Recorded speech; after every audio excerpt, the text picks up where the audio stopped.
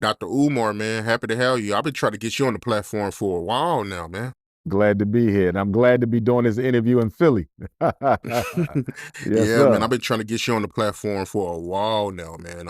We finally made it happen, man. I had to send my team out here, to Philly, man, to make it happen, man. So with that being said, man, let's get right into it. So, speaking of Philly, man, you being from Philly, how do you feel about the situation between Will and Jada? When I think of what's going on with Will and Jada, I think that first of all, we have to understand when people love each other, if they genuinely love each other, and if they're married, there is a natural psychological tendency to grow apart. Will and Jada been together for a minute now. It may very well be a situation where he has outgrown her and she may have outgrown him. I know when most people think of marriage from a religious perspective, it comes with a narrative that you're going to stay together forever.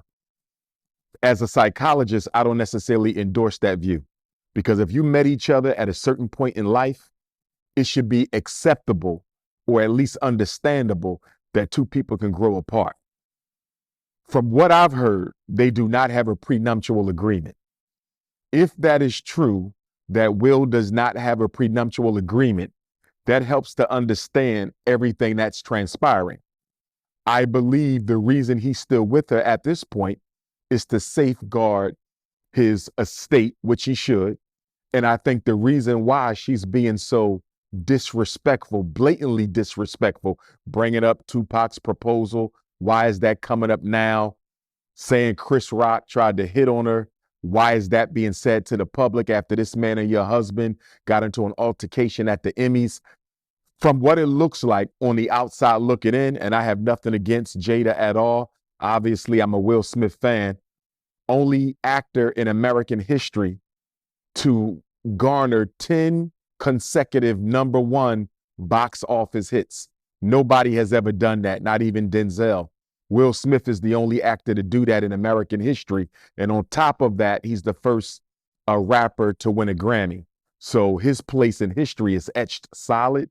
And I just think it's an unfortunate situation because he's been through a lot of things in his life. I never met him personally, but obviously he came out with the book detailing his situation. I haven't had a chance to read it yet, but of course I get the reports from it. And I just think it's unfortunate what's going on because on the one hand, you have a man who doesn't want to get took to the cleaners by a woman who really didn't help him build his brand or his name. And on the other hand, you have a woman who says to herself, arguably, I gave you 2 children. I was here for the journey, although I may not have had anything to do directly with your success. I was still your emotional comfort. I was still your wife, your confidant, your partner. And I think she wants out the marriage. And I just think she's going at it in a very dysfunctional way. I think she's trying to embarrass him into divorcing her. That's what I think is going on. I saw a clip where they were being interviewed and someone said something to the effect of marriage or divorce. I forget the question or the comment, but Jada responded by saying, quote, is cheaper to keep her. I think they said, why are you two still together?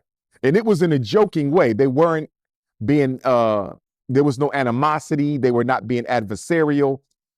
It wasn't even a serious conversation. It was very laid back and relaxed in a joking dialogue. But the person said, why are you guys still together? And Jada Pinkett Smith's response was, it's cheaper to keep her. He didn't say that. She said it. And I think that speaks to the fact that there was no prenuptial agreement.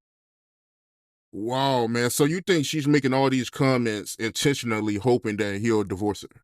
Absolutely. If you're not going to let me out of this marriage and give me half of what I feel I'm entitled to, because that's, the American way, women get half of the man's estate, even if they didn't help him build it. And no disrespect to Jada, there's a very strong possibility that she helped Will get to where he is.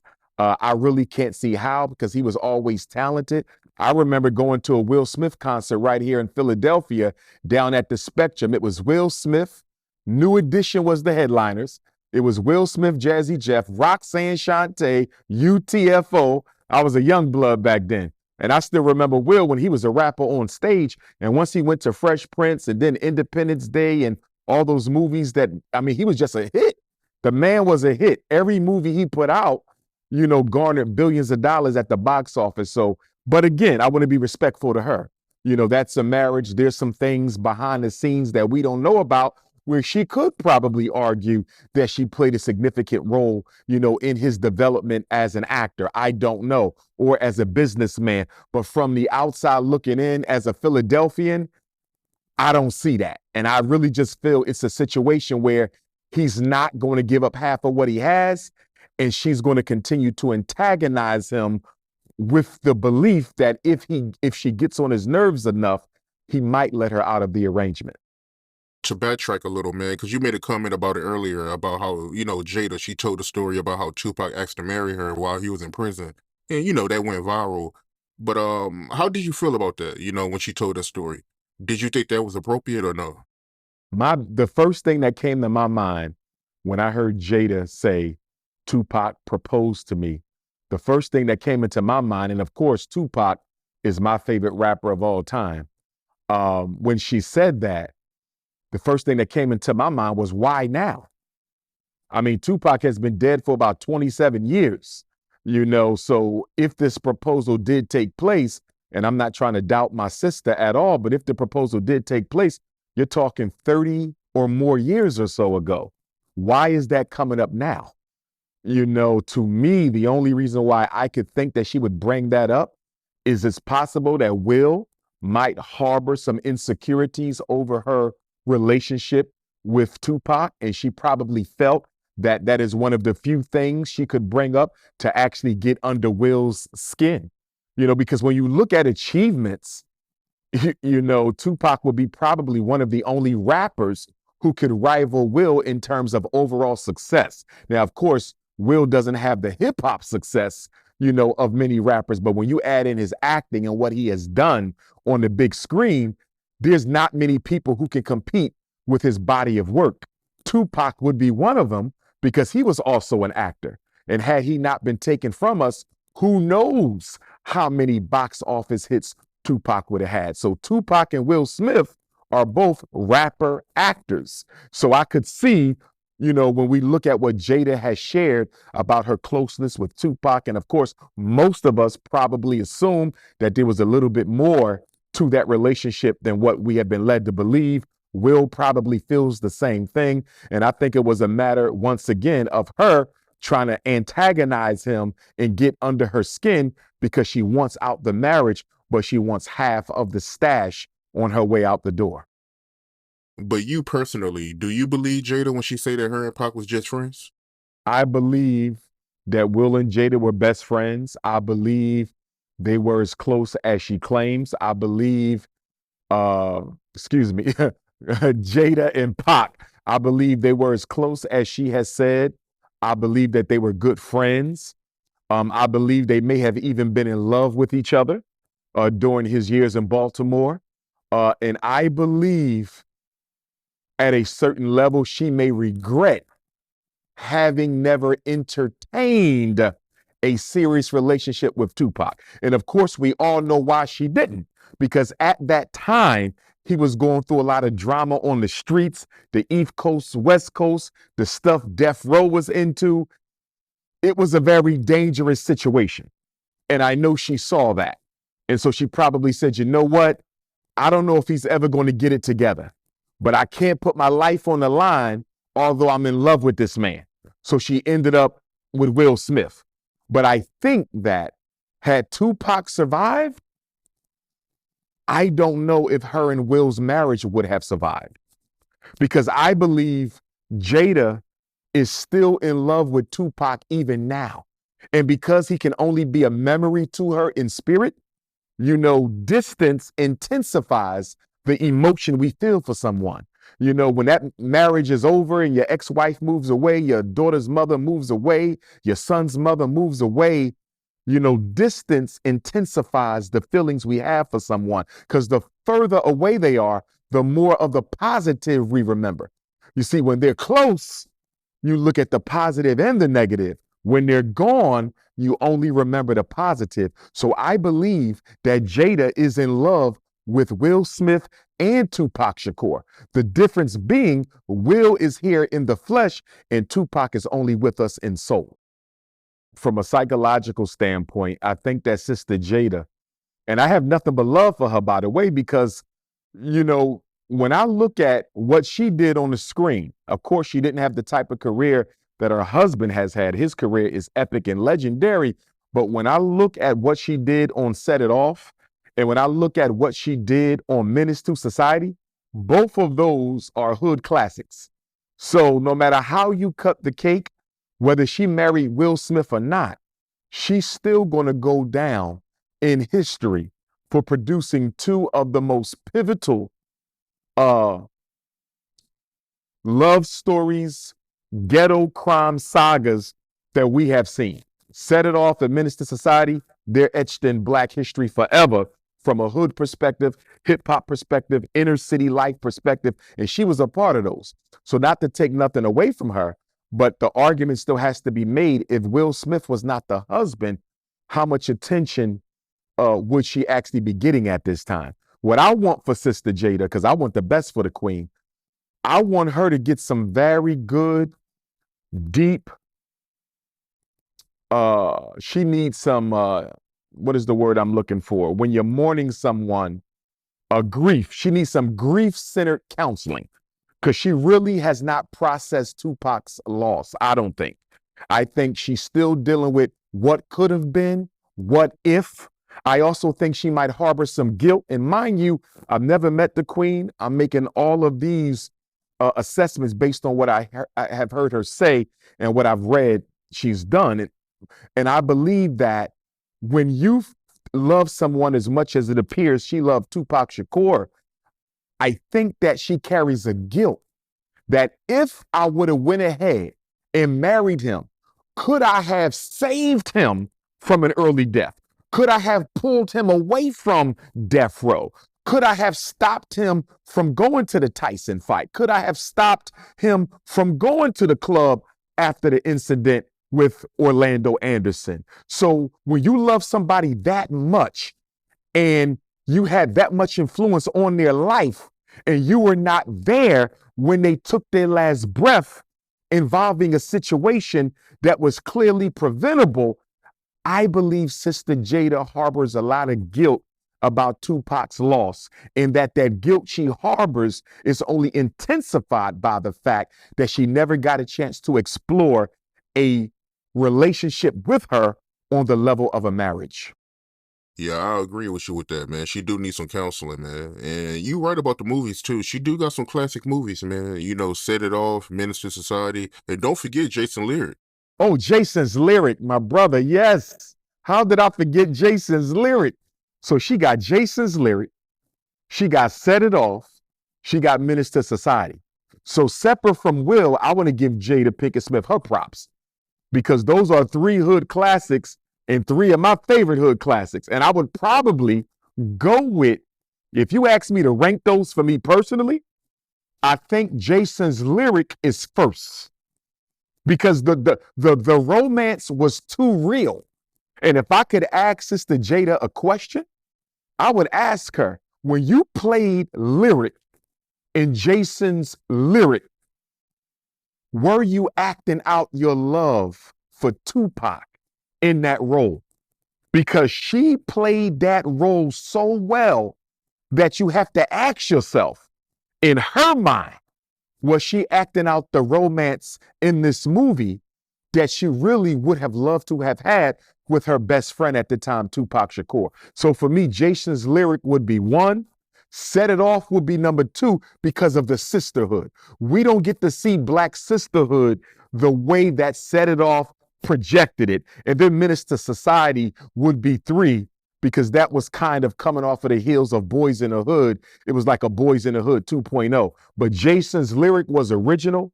Set It Off was original. And Jada Pinkett did an excellent job in both of those. Hats off to her. Yeah, man. Shout out to Jada, man. She was in some classic movies, man. But what I do want to ask you about is Deion. How you Yes, feel about sir. that Yes, situation sir. with Deion in Colorado? Well, Deion Sanders to begin with, is one of my favorite uh, NFL players of all time. Randall Cunningham, former quarterback for the Philadelphia Eagles, he would be number one all time. And Deion might be right behind him or not too far after that. I took issue with him leaving Jackson State because I saw the bigger picture. I saw how a man of his caliber, with his cachet, with his history, his notoriety, I really believe Deion Sanders could have led a major financial revolution for HBCUs by way of the athletic programs that could have given Black America the opportunity to win our athletes back to our Black colleges so they could build revenue for us, as opposed to building revenue for all of these predominantly white universities who have a very small percentage of Black students on campus, most of whom are athletes, and who graduate an extremely small percentage of the Black athletes that they do manage to bring to these white college campuses. So I was very disappointed that Deion gave that up. And I also believe that there might have been some systemic influence upon the offer he got from Colorado, because I really do think that the white power structure stood back and they looked at the threat Deion posed to the success and the financial wherewithal of the PWI had he been able to continue to take top athletes from D1 and bring them on over to the HBCUs, many of which are D1 as well. But I think they were very afraid that Deion could have begun to undermine the multi-billion-dollar PWI Black high school student to white college pipeline. And I think that a decision was made that we need to offer Deion Sanders the opportunity to coach at a white school. Because if you look at it, they gave him one of the worst white schools in terms of their record. They had only won one game the previous year, and they sent him to a white college that has only 2% Black students and in a town that only has 1% Black people. So they literally sent him from a predominantly Black city, Jackson, Mississippi, predominantly Black HBCU, and sent him to the total opposite side of the spectrum. All white college in an all white town, Boulder, Colorado. I believe they were making a statement by doing that. And I believe that his decision to leave Jackson State undermined the rumor that white people often have about Blacks, and that is we all have a price. No matter how much they claim they are committed to the best interests of their own community, if you come up with the right price, I don't care who it is, you can pay them to work against the best interests of their community. So I was very crushed by that. Now, putting that on the back burner, I have to say this. He's still a Black man. And although I didn't agree with his decision, I'm still going to support him where he is. And I believe that Deion Sanders is being targeted. I believe his son is being targeted.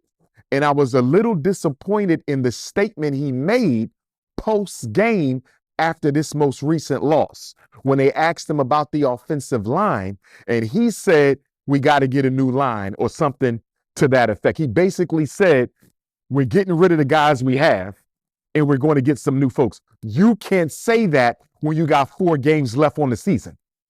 Because if you're telling these guys who already are not playing well that you will not be here next year, what motivation do they have to protect your son? So I understand as a father, I have 2 daughters, I don't have sons, but I understand as a father how he could feel if his son is getting beat up on, because that young man, Shedeur Sanders, he's special.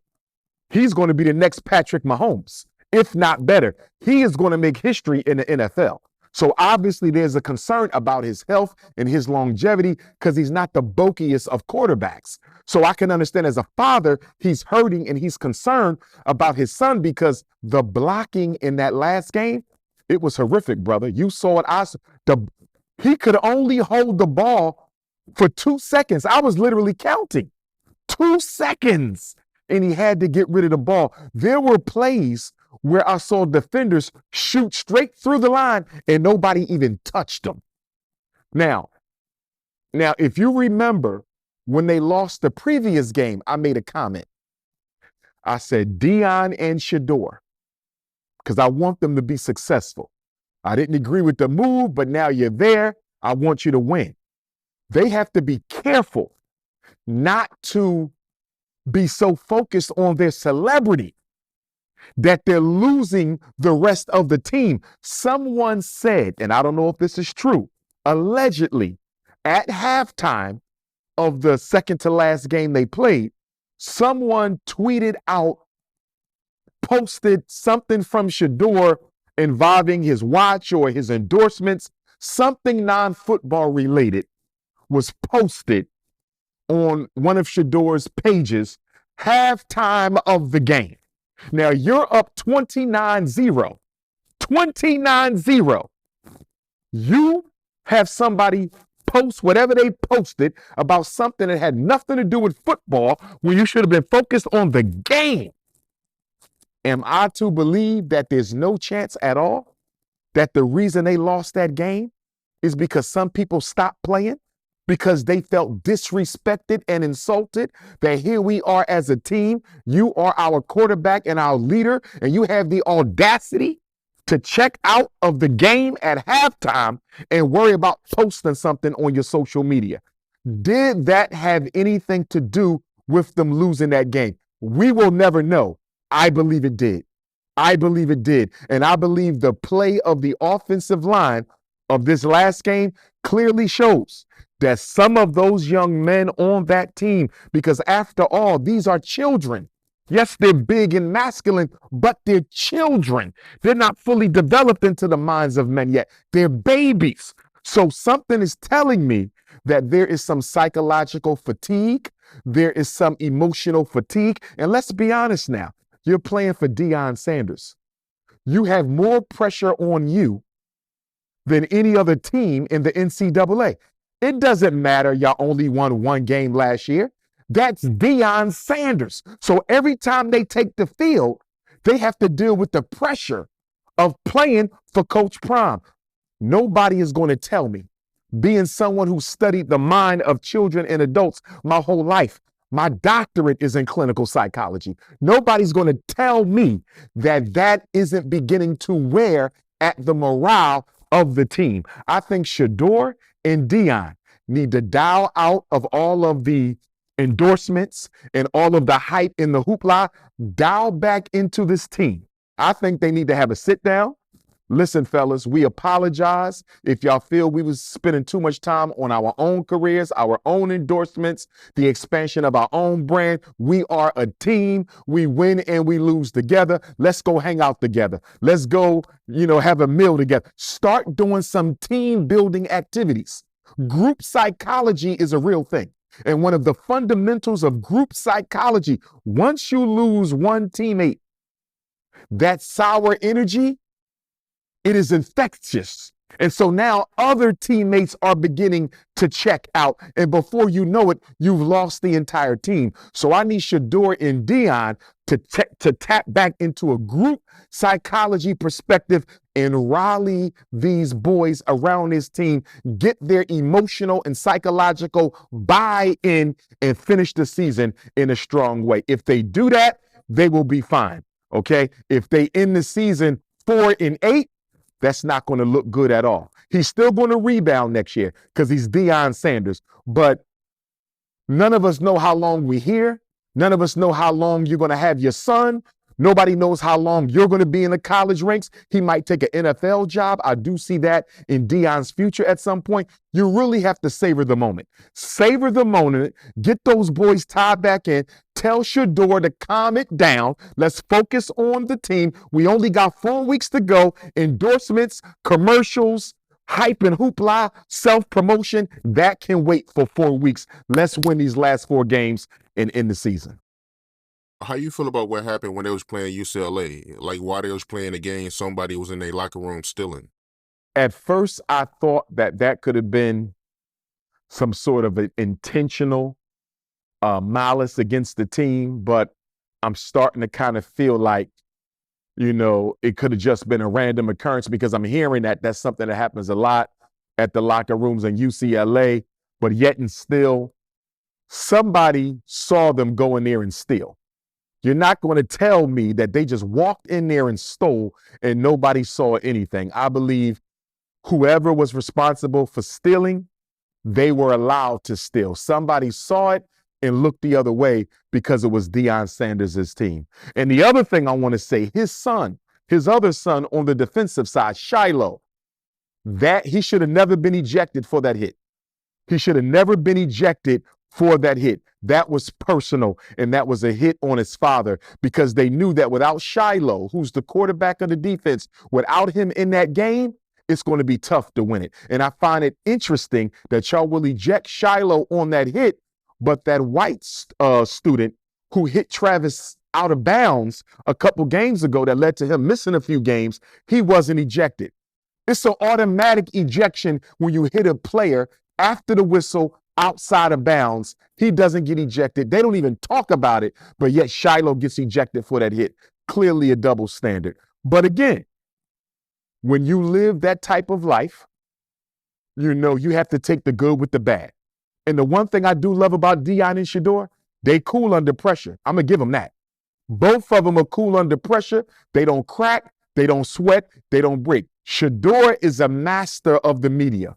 He's a master. At his young age, they can't rattle him. And Deion is pretty good as well. So I do love the way that they can actually walk it the way they talk it. And I appreciate that. And the father-son relationships that's being shown around the world, Deion with his 3 sons and his daughter, I love it. The black father image, just like with LeBron James. I'm not a big fan of his politically either, because I think Deion and LeBron, most of our athletes could be doing way more than what they do for the community. But LeBron James as a father, second to none. Deion Sanders as a father, second to none. Yeah, that's real talk, man. And I know you made a comment before saying that, you feel like all the college coaches, they plotting against Deion. Well, from what I've seen, they've already petitioned for some rule changes as it relates to recruitment. And I understand that there's been some modifications to the recruiting process because the Division I NCAA coaches are afraid that Deion is going to get all the top talent from around the league because he's so popular. He got so much swag. He's so cool. Who don't want to play for Deion? Think about it. His team, whether they win 1 game or no games, they're going to be on TV. There's no football team in NCAA that's going to get more attention than the Colorado Buffaloes. So if I'm in high school, even if I don't like Deion, even if my parents don't like Deion, I'm going to the Colorado Buffaloes. You know why? Everybody's watching me week in and week out. I'm more likely to get picked higher in the NFL draft by being on the Colorado Buffaloes with a losing record. Hypothetically, we don't want that. But even if they have a losing record, I'm going to get more views on a losing Colorado Buffalo team that I might get on the number 1 team in the league. It's going to be hard to beat him at recruiting season. Yeah, I agree. And I think that's the reason why they trying to take him down. I agree. Great point, man. Great point. And we got to be honest.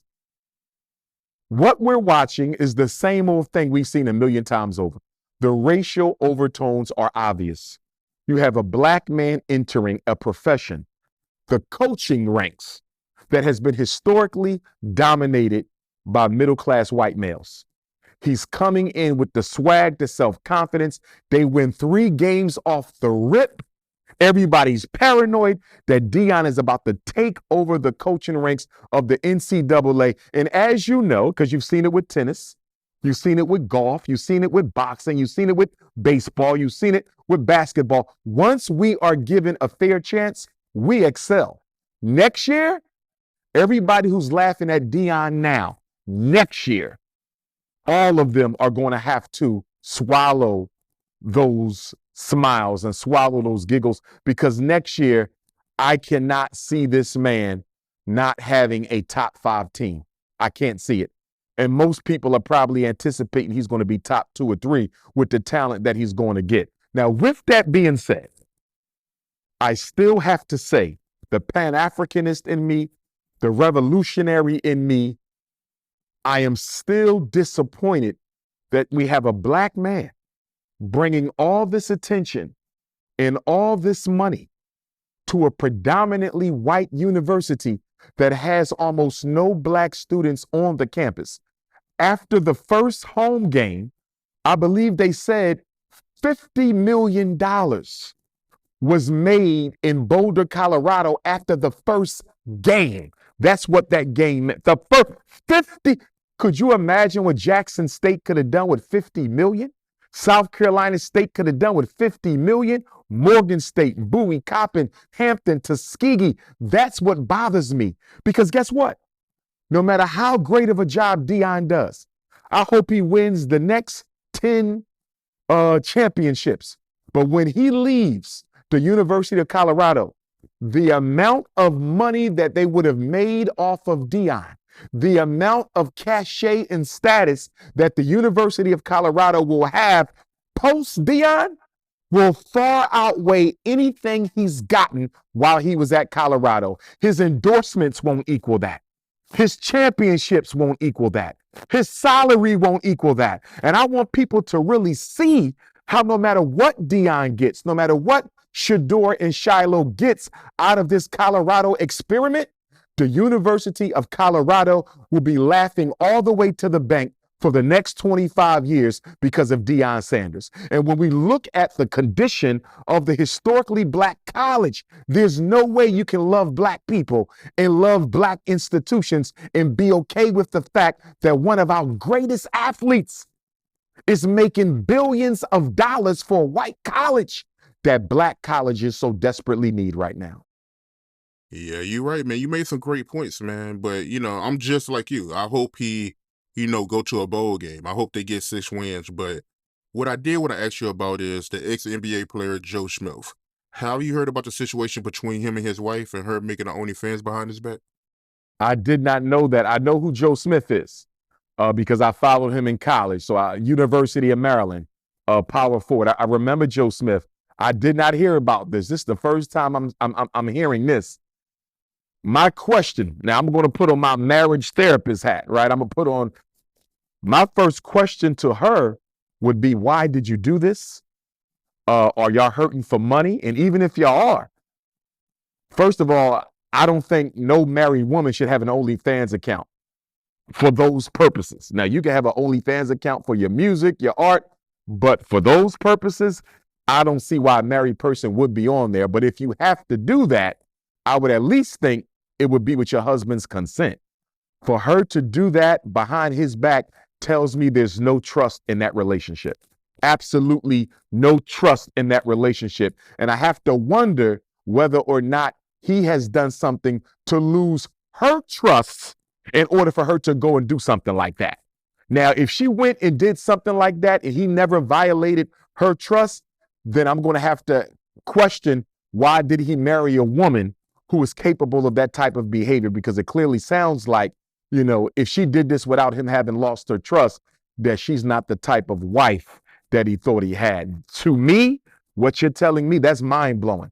For my wife to start an OnlyFans account showing her ass, and she's living under the same roof with me, my married wife, wow, that means the marriage is over unless they have an open relationship. Now, if they have an open relationship, because, people are into a lot of things today that our great grandparents would have threw up at if they heard about it. So maybe there's an open relationship. Maybe they into swinging. I don't know what they into, but I'm assuming it's either an open relationship or the trust has been gone a long time ago. Yeah, in that video that went viral, you can see her and her husband going back and forth. And she tells him, like, yo, I came to you first for my money issues. And you ain't have an answer for me, so, I made an OnlyFans. So, and she's also a former porn star, too, so. Okay. As we always say in therapy, it's always what you don't know that makes all the difference. That is her history. He knew that about her, potentially. She reverted to what she knows. She needed money, and she went to what she knows. I can't fault her totally if she went to him and said, listen, we need to make some money. We hurting. I can't maintain my lifestyle. You know what I used to do? I don't want to go back to that. But if you don't start entertaining some of these business ventures with me, I'm going to have to make up my own mind on how to make money. If he left her out there, it still don't justify what she did. I want to be clear.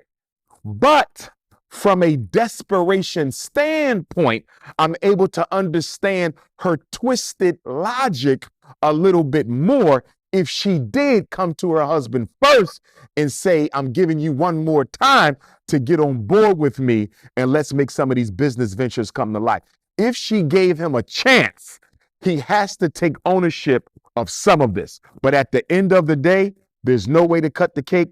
She was still wrong for doing that if she didn't give him informed consent before she did it. Have you heard about the situation with Dwight Howard? Yes, with the LGBTQ. Now, I haven't read the paperwork, so I can only go by what I'm hearing. And the reports are saying that under oath, allegedly, under oath, Dwight Howard admitted to having sexual relations with a male. So let's just say that that's true. I don't like to see that. I was a Dwight Howard fan. As an African, someone who believes in African culture and consciousness, it hurts when I see my brothers go that way. It hurts when I see my sisters go that way. Because in our culture, that is not considered healthy family structure. We don't do that. We believe in two genders. African people, who are the oldest people in the world, we have only ever ascribed to two genders, masculine and feminine. And that is based on our spiritual foundation, where we believe that God created masculine energy and feminine energy in everything. There is a plus and a minus in everything. There's a masculine and a feminine in everything. For the water, you got the land. For the sun, you got the moon. For the man, you got the woman. For night, you got dark. Opposites balance the universe. So for us, from a cosmological, metaphysical, spiritual standpoint, we would never upset the natural harmony God created between masculine divinity and feminine divinity. So when people like me say we disagree with the lifestyle, we don't hate nobody. I don't hate no homosexuals. I don't hate no transgenders. I don't hate lesbians, bisexuals. I don't hate nobody. But as an African, I disagree with this pattern of romance because I know in the long run, we're going to suffer from it.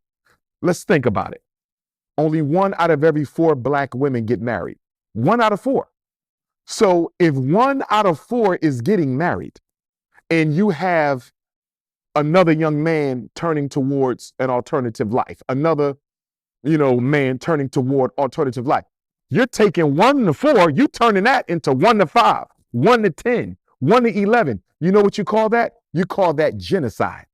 You call that genocide. Let's look at Philadelphia. In Philadelphia, there's 1 Black man, I think, to every 8 Black women. There's some cities where it's 1 Black man to every 20 Black women. 1 to 20. So if you have men turning towards homosexuality, you just turn 1 to 20 to 1 to 40. That's genocide. And I don't think we are looking at this from a collective community perspective. So when I hear about situations like Dwight Howard's, I don't hate my brother, but I disagree with what he's doing because you're supposed to be with a Black woman. You're a healthy young Black man.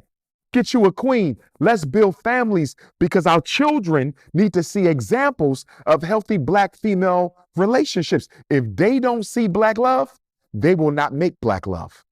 It's that simple. And we have to look that there's a media war right now for the minds of our children when it comes to the Snow Bunny crisis. Because when you turn on the TV, every cartoon, Black man, white woman, Black woman, white man. The sitcoms, Black man, white woman, Black woman, white man. Commercials, Black man, white woman, Black woman, white man. Why are they doing this? White people are not in love with Black people. So while we're seeing the proliferation of false romances between Black and white all over the media, because they want to convince our children to abandon Black love. They want to convince our children that they can all be Serena Williams. They want to convince our children they can all be Meghan Markle. That's not a reality. Yes, you do have white men marrying Black women. You do. But white men are not knocking down the door of the black community to marry our women. The research does not show that. So if we're telling black girls that there's a white man waiting for you, you need not worry about black men, that is dishonest. No man marries out their community more than black men do. In fact, I just read some statistic the other day. Most white men will marry white women. Okay. Most successful white men will marry white women. Most black men will marry black women. But when you get to middle and upper class and celebrity black men, they marry out the race more than the men of every other race of the same socioeconomic status. They marry more than they do. So we clearly have an issue of successful black men going outside the community. And they will deny that it has anything to do with self-hate. They will deny that it has anything to do with racial insecurities. They know that these white women ain't dating them because they love them. They know they only dating them because they got the bag and they went the bag. I mean, look at the divorce settlements. Look what Tiger Woods went through. I mean, come on. It's no mystery why these white women are jumping at these black males. It's for an economic payday. And you know what's sad? The black males know that the white women are only dating them for the money. They know it, and they still go into these relationships. Every other week, you see a black athlete marrying a white woman who would have never even looked at him if it wasn't for the pocketbook. So for me, I have nothing against the white female, but as someone who loves the black family, who wants to see my people thrive, survive, and succeed, I cannot support interracial marriage because we're supposed to be building families in the black community. Black on black love. What's wrong with black on black love? Charity starts at home. And if you can't make a family with a black woman, then there's no need for you to consider yourself part of the black community. Can you be pro-black if you married to a white woman? And can you be pro-black if you biracial? Okay, let me take the second question. Can you be pro-black? And I hate the word pro-black, but can you be pro-black if you mix race? Of course you can. I don't take any issue with the mixed race African. For me, it's a two-pronged test. Number one, are you biologically African? Are you the direct descendant of African people? Do you have a black parent? If you do, and you identify with the race, I accept you as a brother or sister, no different than anybody else. So for me, there's no issue for mixed race Africans. Many of my heroes were mixed race Africans. You see, it's even been suggested that the great Nat Turner might have been a mixed race African. Bob Marley was a mixed race African. Booker T. Washington was a mixed race African. So we don't take issue with that because we're not responsible for how we got here. And our mothers on the plantation had no control over who decided to rape her that night. You understand? So we do not reject the children. If you identify, though, that's the key, because you do have mixed race Africans who say, I'm not black, I'm multicultural, I'm multiracial. If they come with that nonsense, I reject them. Because what you're telling me is you don't want to be in with us. You understand? So if they are coming with any ideology or identity other than black African, so be it. You don't want to be a part of this, no problem. I'm not trying to claim you. Go on your way. But if you say, listen, I'm black, I know I'm black. Yes, my mama is white. Yes, my daddy might be white, but my mom is black. My dad is black. I'm black. I've been black my whole life. I know that's how the world sees me. That's how I see myself. Get in where you fit in. I have no issue. I don't care if you light, bright, blue, black, purple. I don't care if you got green eyes or black eyes, nappy hair or curly hair. It don't make a difference to me. If you got the blood of Africa in you and you identify with us, I make no differences amongst us. Now, the other question, can you be pro-black and you date white? Absolutely not. Because when you marry a white woman, you're marrying into her community.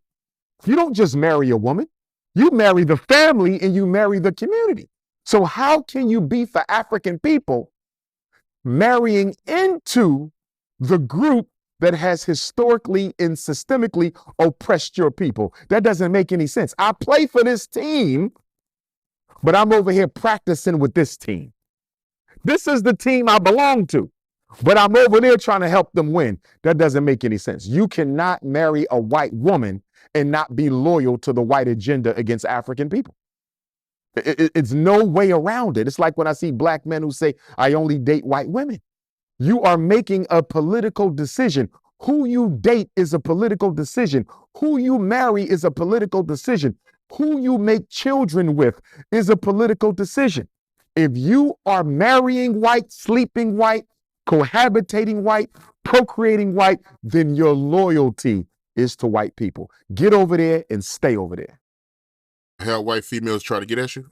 Yes, when I was an undergrad at Millersville University in Lancaster County, Pennsylvania, I had a white fellow psychology major, very nice person. Nothing bad to say about her. Her name was Beth. And Beth had a very big crush on me. I never forget it. We went to the Million Man March, the first one, October 16th, 1995, I believe it was.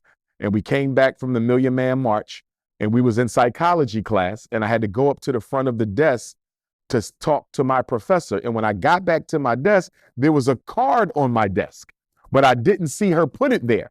So I asked everybody, did y'all see the card? And everybody said, nah, we don't know who put it there. So I opened the card up, and all of this glitter and confetti and stars popped out. And she said, congratulations for going to the Million Man March. And, I like you and we need to get together. And, she had a big crush on me and she let it be known. And I respect her as a human being. She never mistreated me, no issue, but I could never date her because my loyalty is to my community. In graduate school, I had the same situation. In my professional life, I had the same situation. I have regularly been approached, propositioned, however you want to say it, by white females, and no disrespect to them, but my loyalty is to Black women. I've never dated anything but a Black woman, so I could not do that. I've dated 2 Latino sisters, but that's only because they were Latino Africans. But once I learned that they did not identify with the race, even though they had our blood, then those relationships ended, you see. So you got to be African in order for me to entertain anything serious with you. You being who you are now, do they try to get at you? They do, but not to my face. So in college, it's to my face. On the job, it's to my face. Now it's in the inbox. It's through the text. So I regularly get messages from white women, Asian women as well, Asian women and white women who will send me a text message, a picture of themselves. I'm interested in you. I know you don't date outside the community. Nobody has to know. Could we at least just have tea and talk? I just want to pick your brain over some things I'm working on. They'll be in my Instagram. Yes, I probably get that maybe 5 or 6 times a month. And let me be honest, I think some of them are being sent. I think some of them are being, some of them are being sent. I think some of my enemies in the Black community are sending them. I think some of my enemies in the white community are sending them. I don't know how many of them are genuine. I think a few of them are genuine, but I think most of them are part of a scam to try to test me to see if I'm really about what I claim I stand for. But I tell you this, my biggest concern is not the white women, because I'm not going to date them. That's just a violation of my principle. The sisters would be my biggest concern, because what the FBI and CIA does is they psychologically profile you. So when they psychologically profile me, the only possible weakness they could find with me is women. And when I say weakness, I don't mean that I'm weak for women. I mean that the only way we're going to get into his life is through a woman. He don't smoke. He don't drink. He don't party. He don't hang out. I'm a very old-fashioned person. I don't need much. I can stay in the house, watch my movies, read my books. I don't have to leave the house. I'm good. I'm a very old soul. So how do you get at somebody who doesn't have any vices? My only vice is I'm a single, unmarried, heterosexual Black man. That's my only vice. So if they're going to come for me, they got to come through the female. There's no other way to get me. They could surround me with brothers, but I already know to look right and left, keep my head on the swivel with the brothers, because I look at what happened to Malcolm, and I look at what happened to Garvey, and I look at what happened to Kwame Nkrumah, Patrice Lumumba. Most of them were sabotaged by the men in their inner circle. So I know to keep my head on the swivel around the brothers. The only way they could get me is through the sisters. And I've even had FBI people approach me and tell me, people who support me who are in the FBI. One sister told me, she said, they already have you profiled. They're going to start sending people after you. Please be careful. If anybody comes up to you, excited to work with you, and they have no history of ever struggling for Black people, you need to be really careful. I had another sister come up to me at a graduation. I spoke at a graduation in Philly several years ago, and she said, I'm an FBI agent. You would never even know it. I'm old enough to be your grandmother. This is what she said. I'm old enough to be your grandmother. And she was a sweet elder.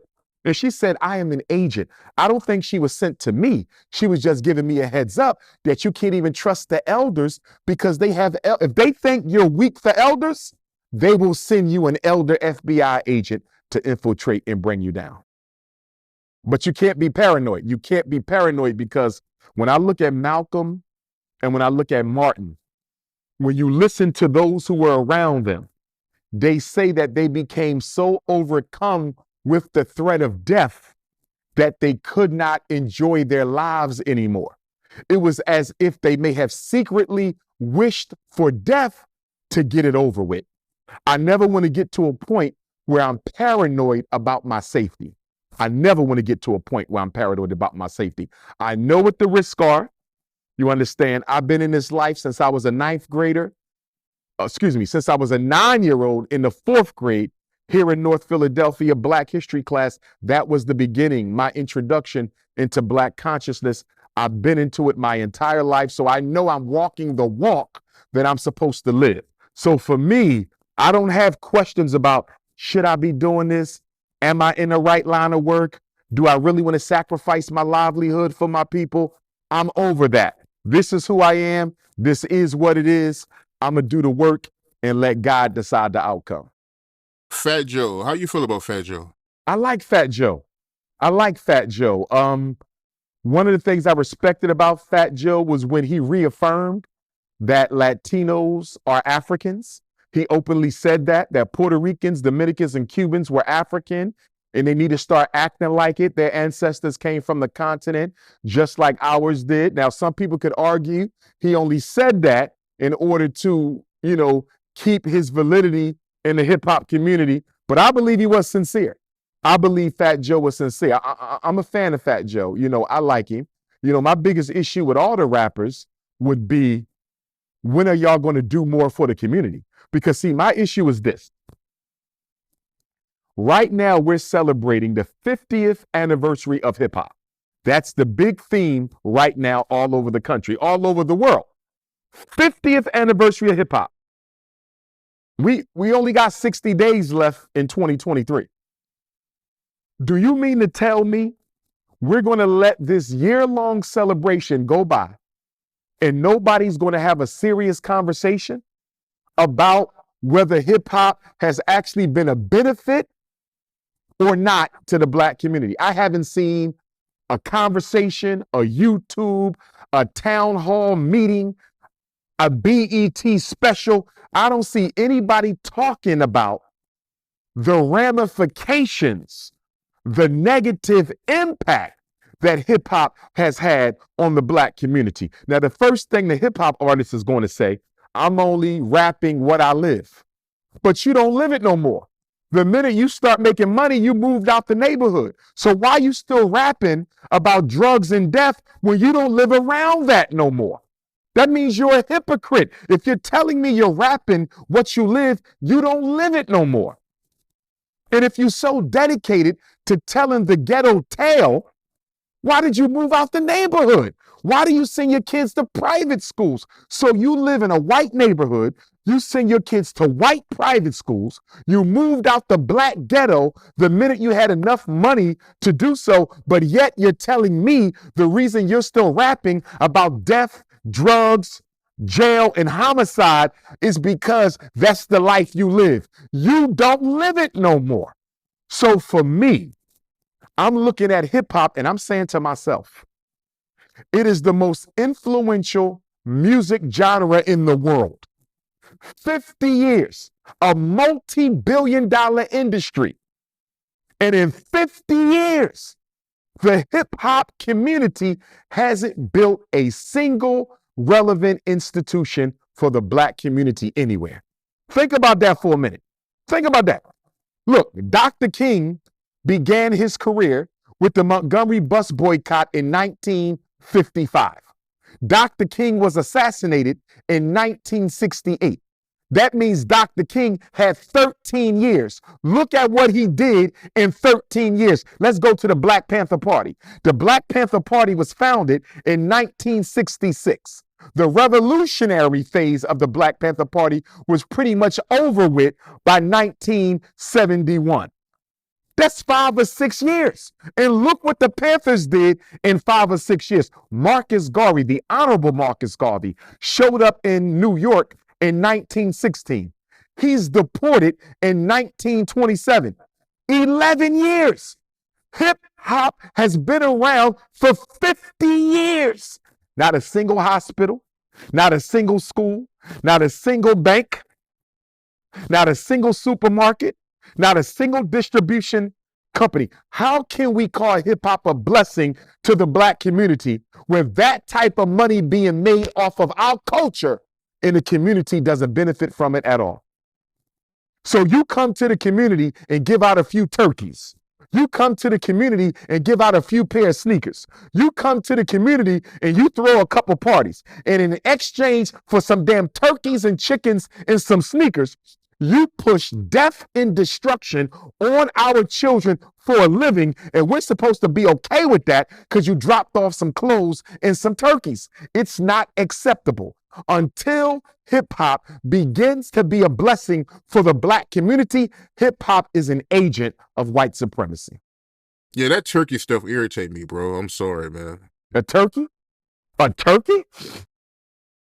We don't need no more damn turkeys. And then the rapper will say, well, we didn't invent violence. You're right. You didn't invent violence. There was gang banging before hip hop. Okay. There was drug dealing before hip hop. There was black on black crime before hip hop. But let me tell you where hip hop is guilty. Hip hop glamorized it. Hip hop glorified it. Hip hop, how do you say you make it bigger than what it is? Hip hop put a spotlight on negative aspects of Black culture. So no, you didn't create it, but music is a very influential art form. Your brain is controlled by what it hears and what it sees. So we all know people who was influenced by gangster rap and decided to join the gang, decided to start drug dealing, started to gang bang. Because you got to remember, hip hop takes off at the end of the radical period of the Black Panther Party, the early 70s. You know why? Because you had all this passion, and young Black males needed to take this passion and put it into something. Huey P. Newton just got out of jail. Bobby Seale just got out of jail. Black Liberation Army, some of them are going to jail. So you got all these young Black men, but our leaders are being killed. Our activists are being killed. Our revolutionaries are being locked up. But you got this passion. We ain't got the guts to go to the streets. We don't want to get involved in the liberation fight, but we want to do something. So let's create some revolutionary Black music. And that was part of the motivation for hip hop. The problem was that after a couple years, the white power structure saw how they could use and exploit hip hop to destroy the image of the Black male. And that's when they introduced gangster rap into hip hop. And gangster rap has been dominating hip hop ever since the mid 80s. And ain't nobody saying nothing about it. And ain't nobody doing anything about it as well. Hip hop was supposed to be musical, revolutionary music. And it was for a period of time. When you had your Public Enemy, your Mos Def, when you had your conscious rapper, your KRS-One, your Boogie Down Productions, your Poor Righteous Teachers, your X-Clan, your Queen Latifah, you had it. But once that gangster rap came and the brothers in the city saw that I could sell 1 million records with no radio play and talk about sex, drugs, and this and that, they ran white to it. And so the rapper and the athlete became the role model in the 80s, because that's right around the time that professional Black men started benefiting from affirmative action and civil rights set-asides and white college scholarships. And what did they do when they came home from college? They moved to the white suburb. So Black professional men abandoned Black boys, so they automatically turned to the athletes and the gangster rappers. And that's where we are right now. The role models are the athletes and the gangster rappers. Two populations of black males who ain't thinking about doing nothing for the inner city. News broke a few hours ago that Keefe he pleaded not guilty in the murder of Tupac. What you think about that? What do I think about Keefe D's arrest? I believe Keefe D is a mule. I believe he's a mule. Even if he was involved, Keefe D is a mule. Tupac was assassinated nearly 30 years ago. So was Big. We already know that both of them were under FBI surveillance before their murder. If you're under FBI surveillance, you know what that means? The FBI know who shot you. They know who shot you. I remember, they know who shot you. So them arresting Keefe D 27 years later, in my opinion, I don't believe this is about Keefe D. I believe they're going to make Keefe D the fall guy. He was involved, but he wasn't alone. This was a very highly organized, orchestrated hit. Tupac's and Big's. I believe they're going to make Keefe D the fall guy to shut the door on the case before any additional evidence is brought forward that could implicate anyone who is still living, because there's no statute of limitations on murder. So to protect everybody else, we're going to make Keefe D the fall guy so we can say we solved the murder, it's over, and we don't have to worry about people continually to dig this up and try to find out who's really behind it. So Keefe D is going to be made the fall guy. It's no different than James Earl Ray being made the fall guy in Dr. King's murder. It's no different than the guy who was made to be the patsy in the John F. Kennedy murder. You always have somebody involved who's close enough to it, who you can blame the murder on if things get too tough. You always see that in high-profile orchestrated hits. And I believe one of the reasons why we will never get to the bottom of Biggie's murder or Tupac's murder is because LAPD was involved in both of them. And the city of LA cannot afford to get hit with a lawsuit that indicts half of the department or a quarter of the department or the major players in the department as having been involved in the Tupac murder or the Biggie murder. That would be a windfall of a financial settlement. They can't afford it. They can't afford it. They would have to fire everybody, reorganize the entire LAPD, and possibly the Las Vegas PD as well. I believe that he is taking the rap in order to exonerate a lot of people in the police system of Los Angeles. So how does that work? Because I know I did an interview with Tupac's dad, and he felt the same way. He felt like the government had something to do with it. How do they put them people in place?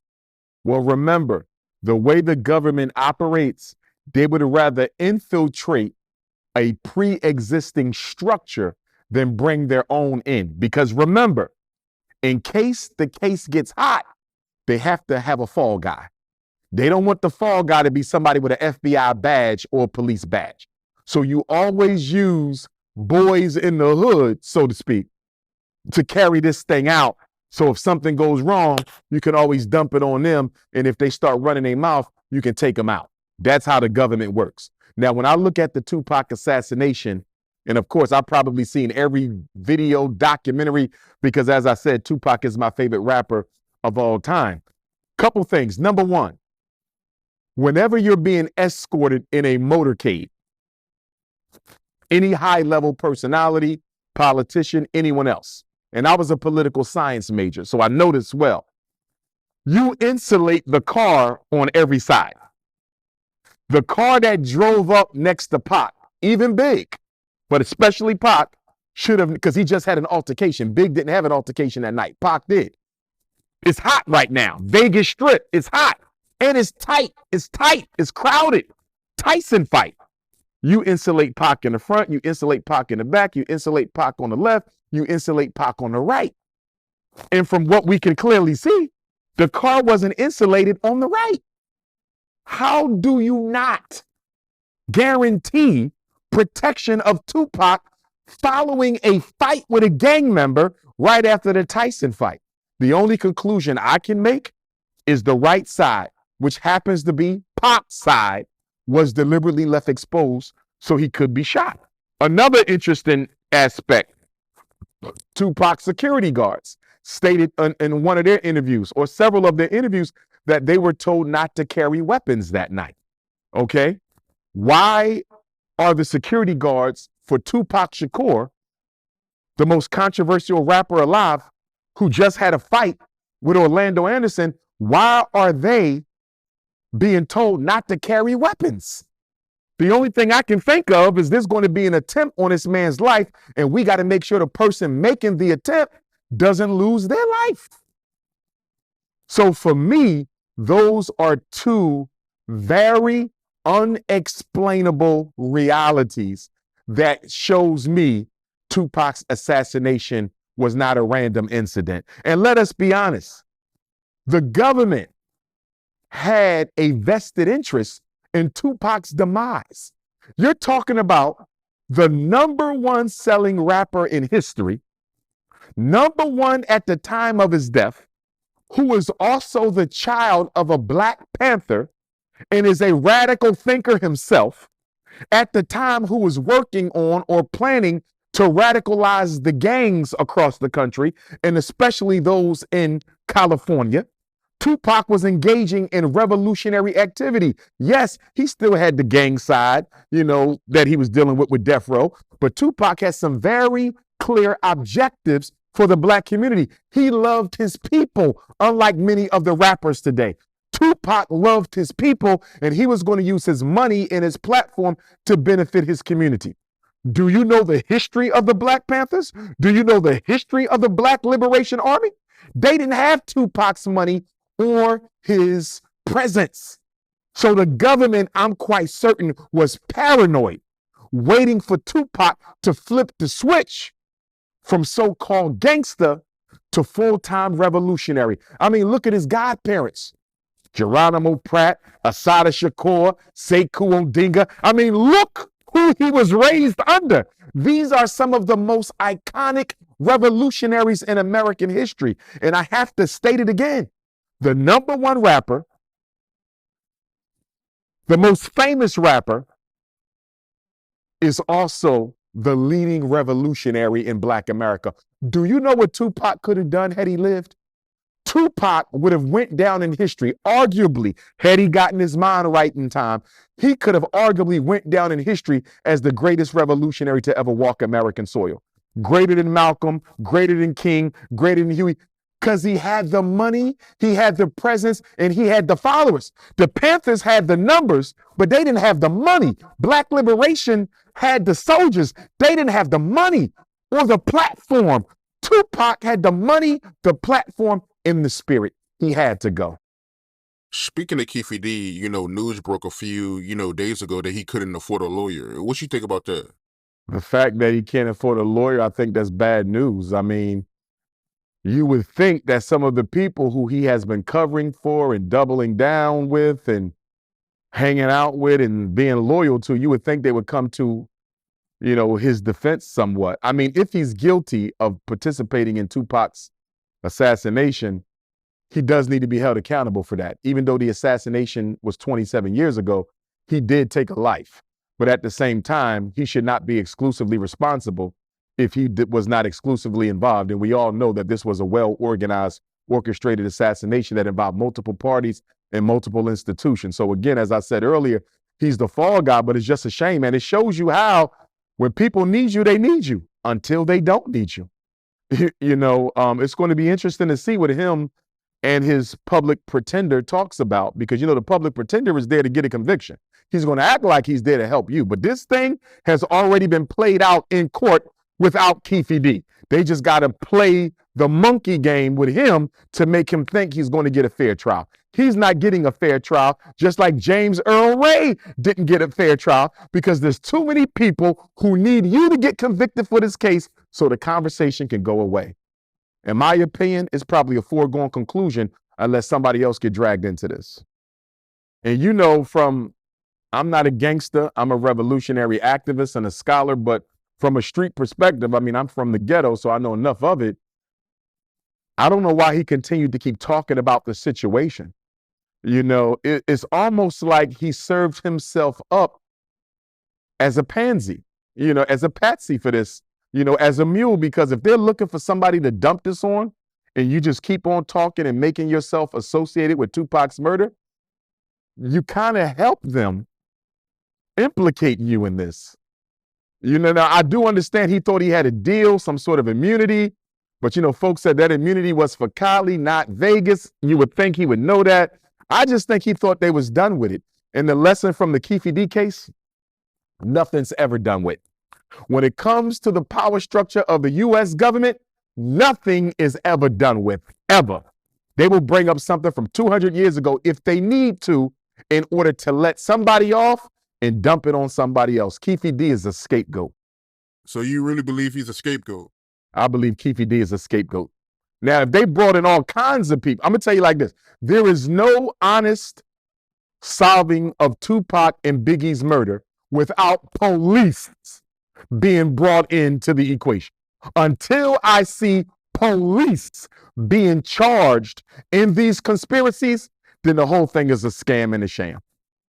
They don't get murdered without the participation of the Los Angeles Police Department and the Las Vegas Police Department. They can't get murdered without them. So anybody being brought up for charges on those murders and no police are involved, it's a scam in the front. They need to shut the door on this case because there are people out there who are concerned that if people keep talking, their name going to get spit out and they're going to get implicated in this situation. And you feel like Biggie, his murder was a setup? I believe Biggie was a setup. I believe Biggie was a setup as well.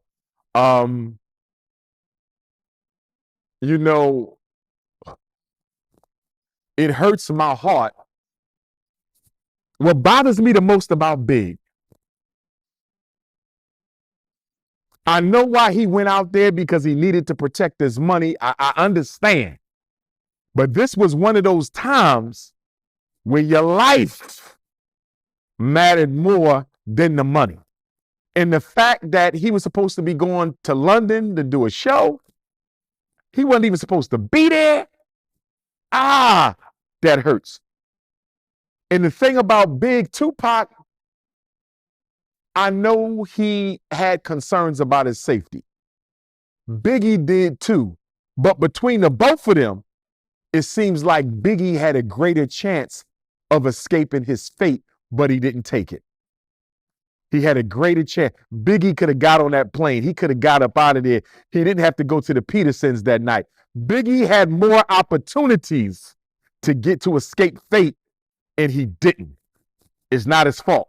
His murder is not his fault. And once again, there's going to be a fall guy on the Biggie case too. Why? Because LAPD was involved and FBI was involved. They already know who killed Big. They already know who killed Pac. They knew who was going to kill him before they killed him. They just looking for fall guys to close this case because there are higher ups and other people still around who can't afford to get dragged into this thing. So let's make Keefe the fall guy, shut the door on it. Let's find a fall guy for Biggie and shut the door on it. It's the same thing they did with Dr. King's assassination when they dropped it all on James Earl Ray, and it took Dr. King's family to go to court. They sued in court and proved it was the FBI that killed Dr. King, not James Earl Ray. But guess what? When you go to the National Civil Rights Museum in Memphis, Tennessee, guess what it still says? James Earl Ray shot Dr. King from this window across the street. Even though it's been proven in court, he didn't do it. King's children even went to court trying to help James Earl Ray get out of prison because they knew he didn't kill their father. But guess what? What's the government line today? James Earl Ray. It's going to be the same thing. Keefe D was responsible for Tupac's murder along with his cousin. They're not going to talk about LAPD. They're not going to talk about Vegas PD. They're not going to talk about other blacks in the community who had a vested interest in Tupac's demise. Keefe D ain't nothing but the fall guy. You being a Pac fan, what do you think about the rumor that, Puffy, he had something to do with Tupac murder? Woo! I got to say this. When Biggie died, before I knew all the information, and I'm in college at the time, I'll never forget it. I was Black Student Union president And we woke up that morning to take flyers to Cheney University, Lincoln University, Westchester University. It was myself and my Black Student Union secretary, Sister Moana. Shout out to her. She's up in Reading, PA. And when we get in her car, we turn on the radio and they say rapper Biggie Smalls was shot and killed last night in Los Angeles. And it was Little Kim and KRS-One was going to be the performers. We had to cancel Little Kim from the show, Black Student Union Spring Fling concert, because Biggie just died. So obviously she's mourning. So we dropped Little Kim and we put Jay-Z in Little Kim's place. So the concert on May the 6th, 1997 was KRS-One and Jay-Z. So anyhow, in the aftermath of Biggie's murder, you know, Faith Evans comes out with the song on the Bad Boy Family album, Every Breath I Take, Missing You. And I'm watching this and I said, Puffy Combs literally saved hip hop. Because at the time, Pac just was murdered, Biggie just was murdered, hip hop was getting a bad rap in the media. People were saying, do we need to shut it down? Is this nothing but death music? And I saw Puff use his wisdom to kind of pull hip hop from where it was branded as murder music to a more hip hop, which a lot of artists didn't appreciate. He took it from hip hop to hip hop, but in turning it to the pop, he gave it a new image and allowed hip hop to resurface, and he saved it. Puffy Combs will go down in history as helping to save the image of hip hop after the murder of Big and Pac. So now, when I'm hearing all these comments from Keefe D and other people implicating Diddy, it's kind of painful because I had Diddy as getting a lot of the credit for saving the image of hip hop after the death of Pac and Big. And again, he kind of diluted it with the hip hop, but he still saved it. I think that was a necessary stage in order to save the art form because it made it more acceptable. I hope Diddy is not guilty. I hope he's not. I would never put murder on somebody's name because that's one of the worst charges. You can murder and rape. There's nothing worse than that. Murder, rape, pedophilia. I would not put that on that man without sufficient evidence to do so. I will say the circumstances do look questionable. It does. That doesn't make him guilty though. So I'm going to wait and see how this thing plays out. And then I'll give my final opinion. If he does end up getting implicated or not, I'll give my final opinion on, you know, whatever role I think Puffy had to play. But I'm hoping he's innocent. It would be a great disservice to the hip hop community to find out that he was in any way involved in the murder of Tupac Shakur. You made a comment about Dave Chappelle saying that he uses the N-word too much when he around white people. You also said that, you know, Richard Pryor, he made the N-word too comfortable around white people. Yes.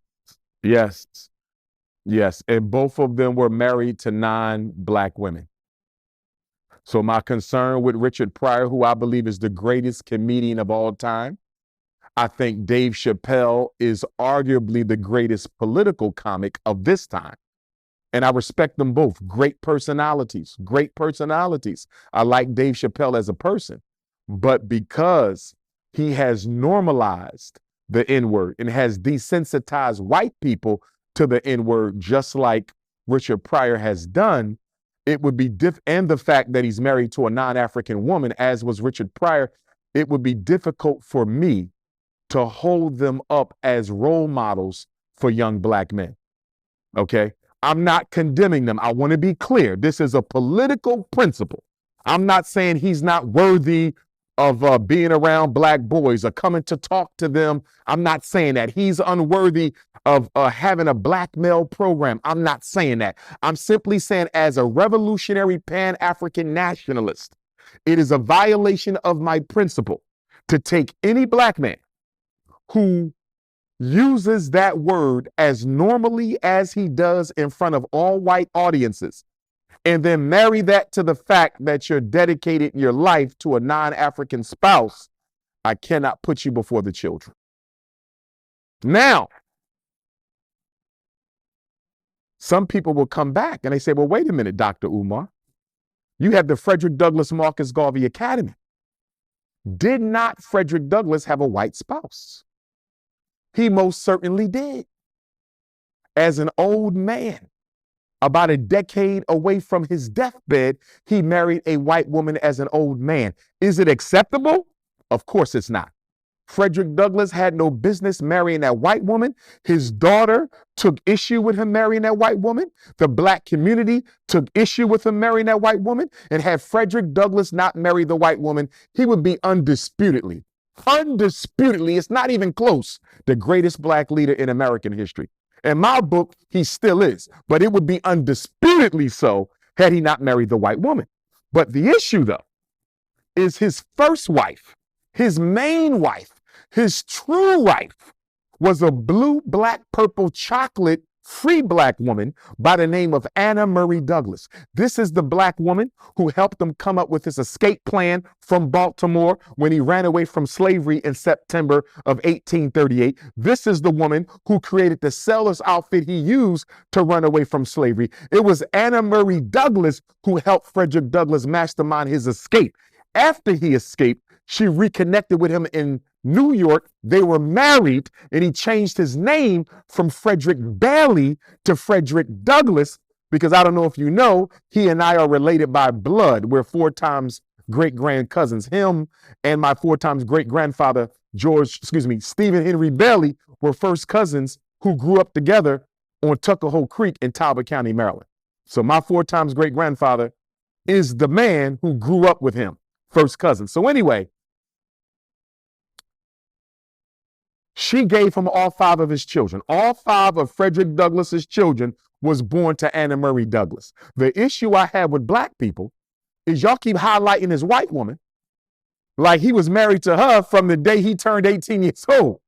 Why do we ignore this black woman and her contribution to the legacy of Douglass, her contribution to the African freedom struggle, her contribution to the Underground Railroad? The truth has still not been told about Queen Mother Anna Murray Douglass. That's who we should be talking about, not the white woman he married as an old man. But be that as it may, he will still be the namesake of the school. Not just because I'm related to him by blood, which I am proud of, but not just for that. Frederick Douglass is the only leader we had to be the primary leader in slavery and freedom. Frederick Douglass beat up his slave master en route to running away. He used revolutionary violence to achieve his freedom. Frederick Douglass is the first fugitive slave to author an autobiography, a major slave autobiography, where he names his slave master himself by name, which automatically meant he was a fugitive from justice. He could have been captured, hung, shot, or returned to slavery. And he named his master in himself. People said, Frederick Douglass, are you crazy?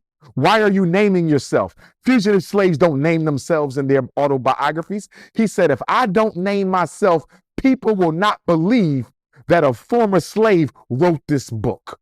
I have to name myself, or they will say the anti-slavery movement did it, the white folks, and simply said a slave wrote this. So Frederick Douglass put his life on the line to prove that black people were not intellectually inferior to white folks. It was Frederick Douglass who fought for black men to get into the Civil War so we can win it, thereby emancipating our people. It was Frederick Douglass who helped us get the 13th Amendment, the 14th Amendment, the 15th Amendment. So if anybody has a issue with Frederick Douglass, I will ask them one question. I don't care who it is. I got one question. Name me a leader in this country who did more for African people than Frederick Douglass. Give me one. You can't. Because when it comes to the freedom struggle and the contribution for African people, nobody compares to Frederick Douglass in this country. The closest you get is Dr. King, and he's still an arm's length away from doing what Douglass did. And it's funny because the people who criticize Frederick Douglass, you know, they belong to organizations and follow leaders who never did any fighting for black people. You know, so it's interesting when I hear some of the criticism, I'm like, look who you follow. He never fought for black people. He never fought for black people. He never fought. They just talked. They never fought. Frederick Douglass fought. He gave his 2 sons Lewis and Charles Douglas went to the Massachusetts 54th Colored Regiment. That was one of the most dangerous regiments of the Civil War. If you've ever seen the movie Glory, starring Denzel Washington and Morgan Freeman, that's the story of the Massachusetts 54th. Douglas sent two of his sons to go die, although they survived it. My grandfathers, the cousins of Frederick Douglass, Stephen Henry Bailey, George Washington Bailey, this is my 4 times great-great-grandfather and my 3 times great-great-grandfather. They fought in the U.S. Colored Troops of Maryland. So can't nobody say nothing about Frederick Douglass, because the receipts for our contribution to the Black freedom struggle are undisputed. I'm just picking up where he left off. Akon, how you feel about Akon? Because I know you feel a type of way about the comments he be making about African Americans, and he's also, building a city right now. What you think about that? First of all, I love my brother Akon. The Locked Up song he did with Styles P, one of my favorite hip hop R&B songs. I'm disappointed in Akon's comments about American Africans. I thought Akon was a Pan-Africanist, and to constantly hear him occasionally make derogatory comments about American Africans when you have benefited from our art form, it's still African. But hip hop was birthed on American soil. For you to have benefited yourself from hip hop and American African R&B and to speak negatively about us at the same time, I think it's a shame. And at a time where African people around the world need to be coming together as one. Akon is my brother. Yes, he's Senegalese, but he's my brother. My ancestors might have came out of Goree Island, Senegal. He's my brother. So for me, it's a disservice whenever I see Africans, American Africans, continental Africans, Caribbean Africans, Canadian Africans, Brazilian Africans, Africans in Europe speak negatively about other Africans. We are one people. United we stand, divided we fall. Now, Akon City. I believe Akon means well. I do. But if the reports are true that the Chinese are financing Akon City to a tune of 1 billion, then that's not Akon City. That's Senegalese Chinatown is what it is. That is Senegalese Chinatown, because the hand that pays is the hand that rules. The hand that pays is the hand that rules. So if the Chinese are financing Akon's city, then that is not Akon City. It is nothing more than a neo-colonialist front for the Chinese to make inroads into Western Africa and through Senegal in particular as a means of recolonizing the entire continent. If that is Chinese money, I cannot support the project. That's what I'm hoping it's not true.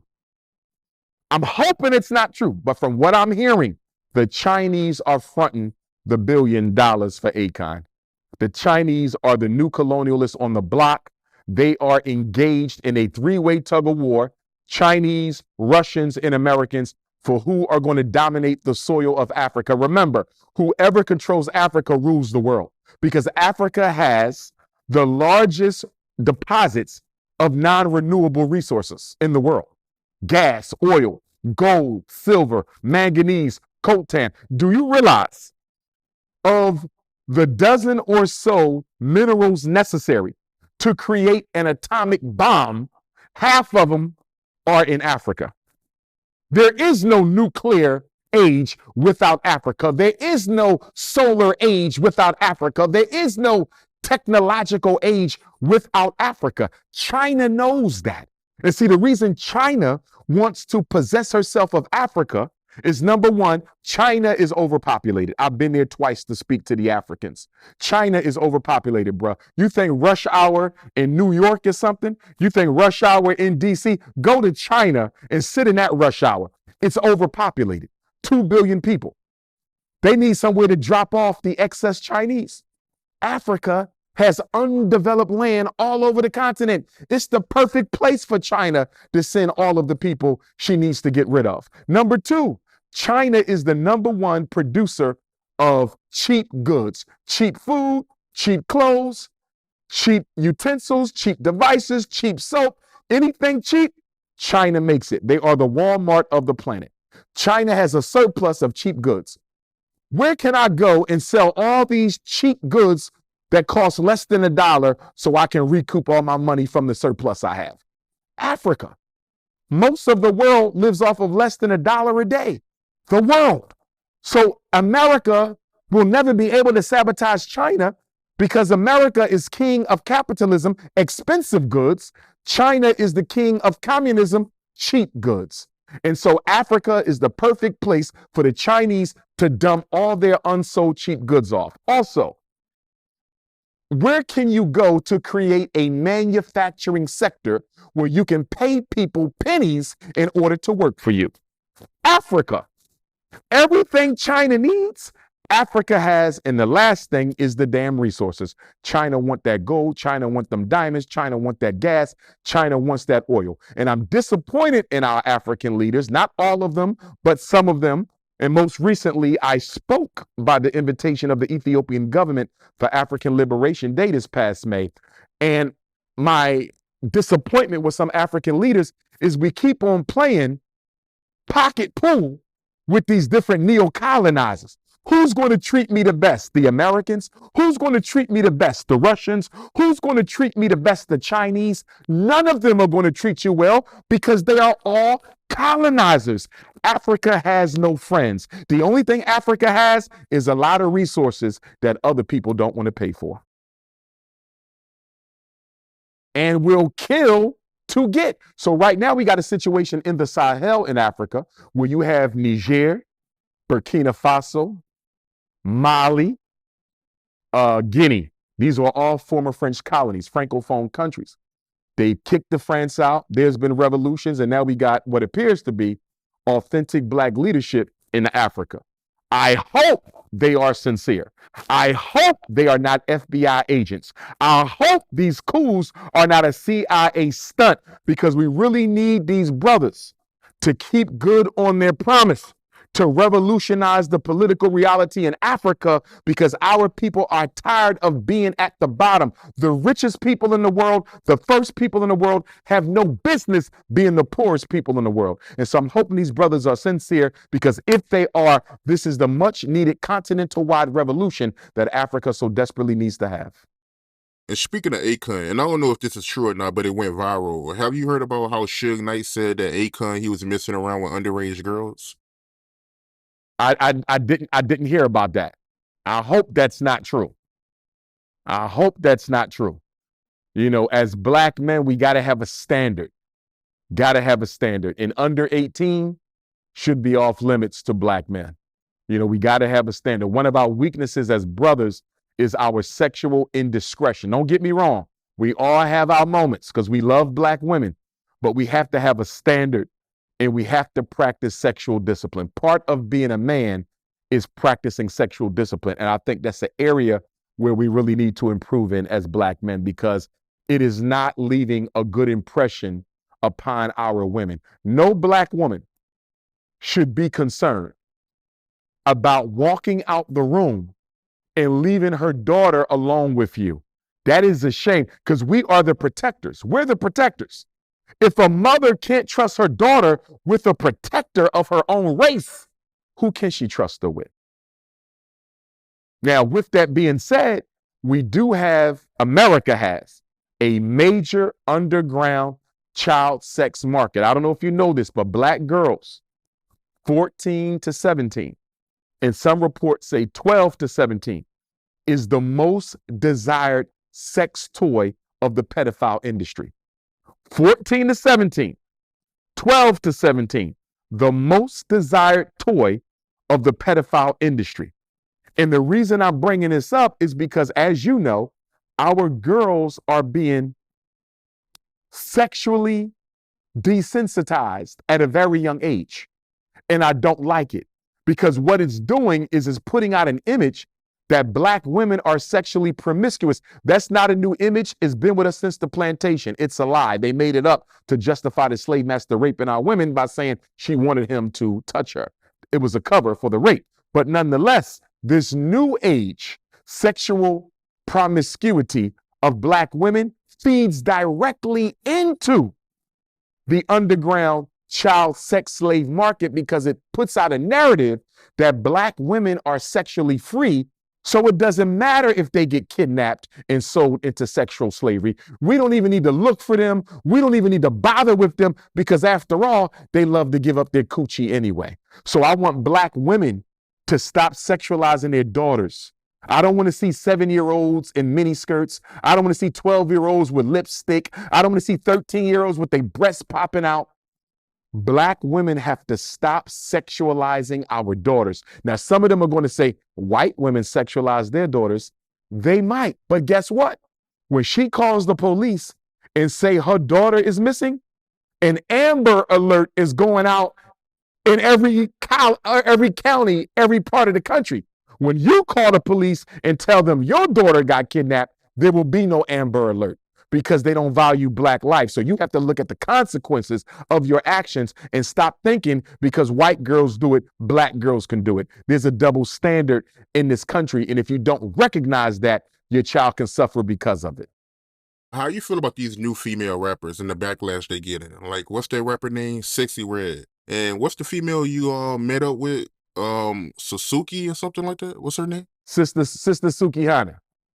Sister Sukihana is my sister.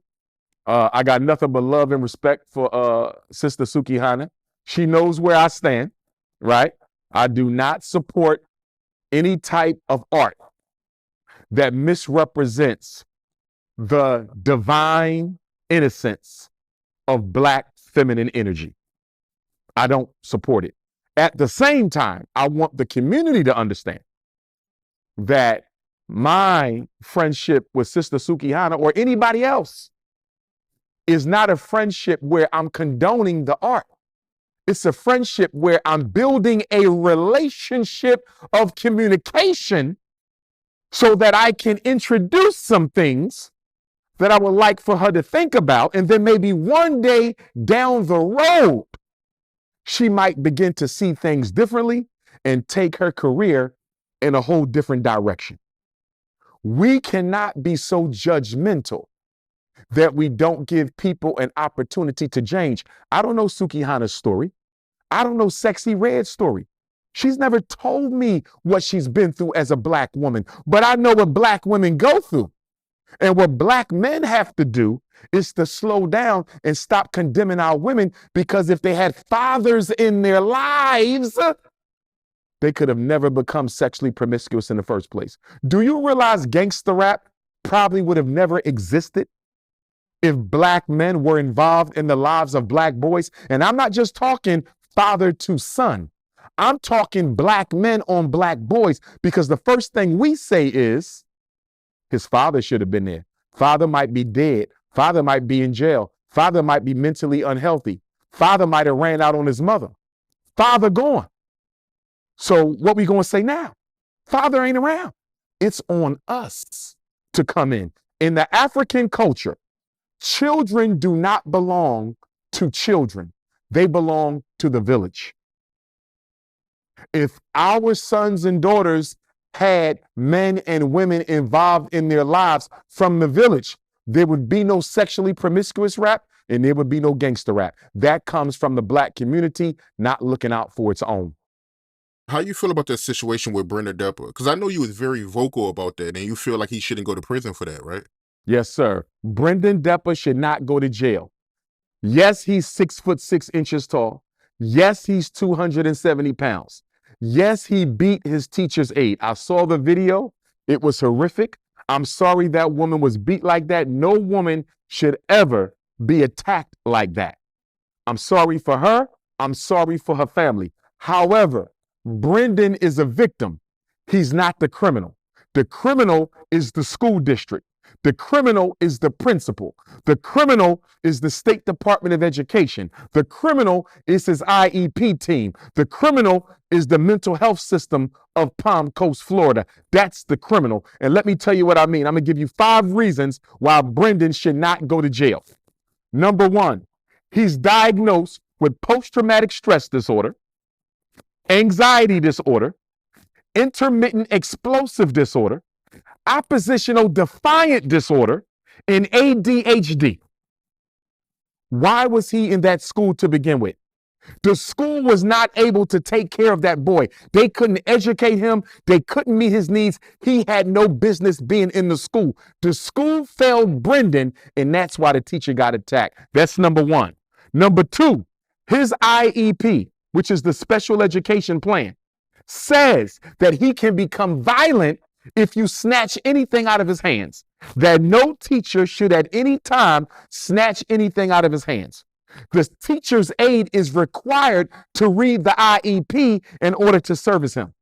Why in the hell did she snatch the game out of the boy's hands when his IEP says to never do that? Number two. Number three, when a child has a violent tendencies, behavioral problems, and they're in special ed, the law says they must have a one-to-one aide. Somebody with them at all times to keep them out of conflict. Why he didn't have no aid? I'm gonna give you the next one. He was taking 6 drugs, 6 antipsychotic mood stabilizer drugs. You know why he attacked that woman? Because he was under the influence of them damn drugs. The drugs caused the attack. He was outside of his mind at the time. That's why she got attacked. Next point. I believe Brendan is intellectually disabled. I haven't seen any evidence of an IQ score. The judge ruled that he is competent to stand trial. And I'm not sure I agree with that because I haven't seen any psychological evaluation that says his intellectual functioning and cognitive functioning, psychological and mental functioning is in the normal range. And guess what? How can it be in the normal range if he's taking 6 drugs every day? How can it be in the normal range if his therapist says he has the emotional functioning of a 4 to 6-year-old? This is the therapist. If he got emotional functioning of a 4 to 6-year-old, how can he be competent to stand trial? Next point. He was 17 years old when the incident happened, February 21st, 2023, the day Malcolm X died. Charged as a juvenile. They upgraded it to adult to appease the white people in Florida.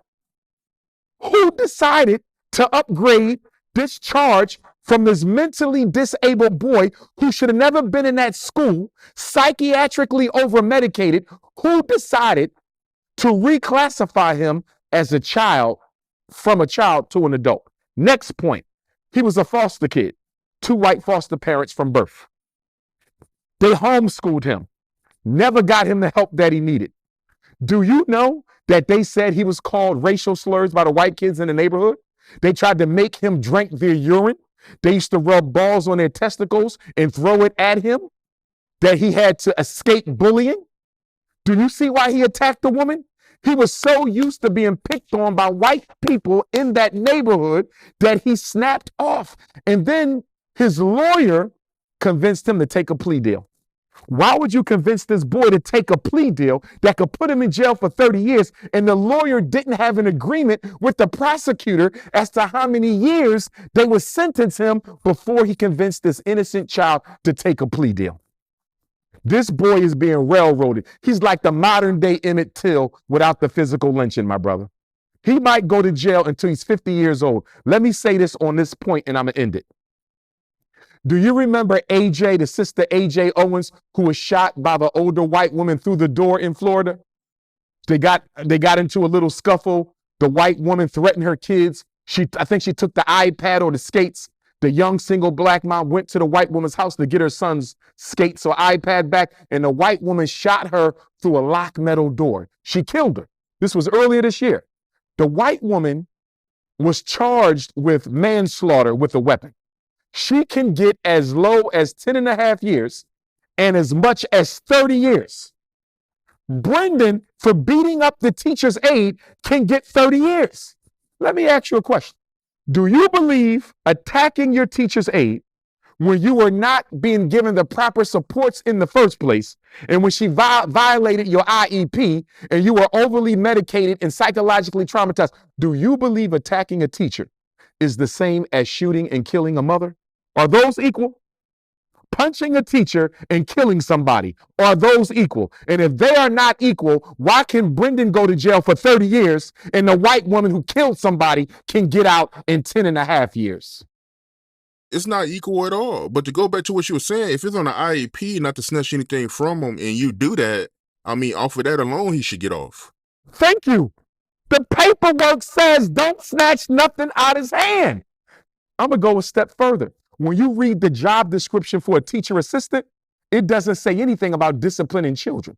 It doesn't say anything about physically accosting children. It doesn't say anything about trying to enforce your will on children. The job description for a teacher's aide in Florida is helping the teacher prepare and implement lessons and monitoring lessons and activities. That's the job description. It has nothing to do with discipline. So why did this 57-year-old white woman, 57, approach a 17-year-old? You're 40 years older than him.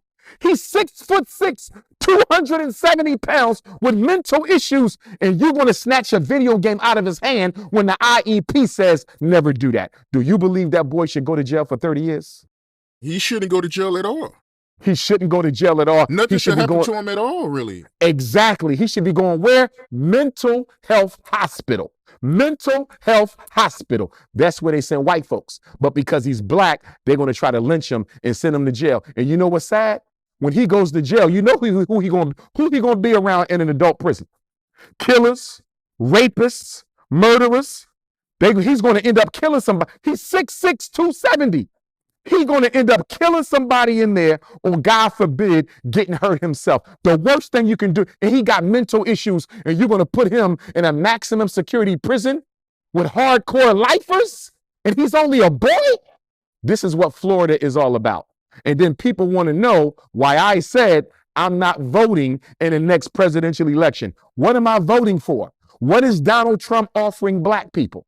What is Joe Biden offering black people? They're not offering black people nothing. No solutions for miseducation, no solutions for mass incarceration, no solutions for gentrification, no solutions for economic apartheid. They don't have no solutions for black people. You sending money to Israel, you're sending money to Palestine, you gave money to Ukraine, you brought you brought who did they bring over here? The Ukrainians you brought over here.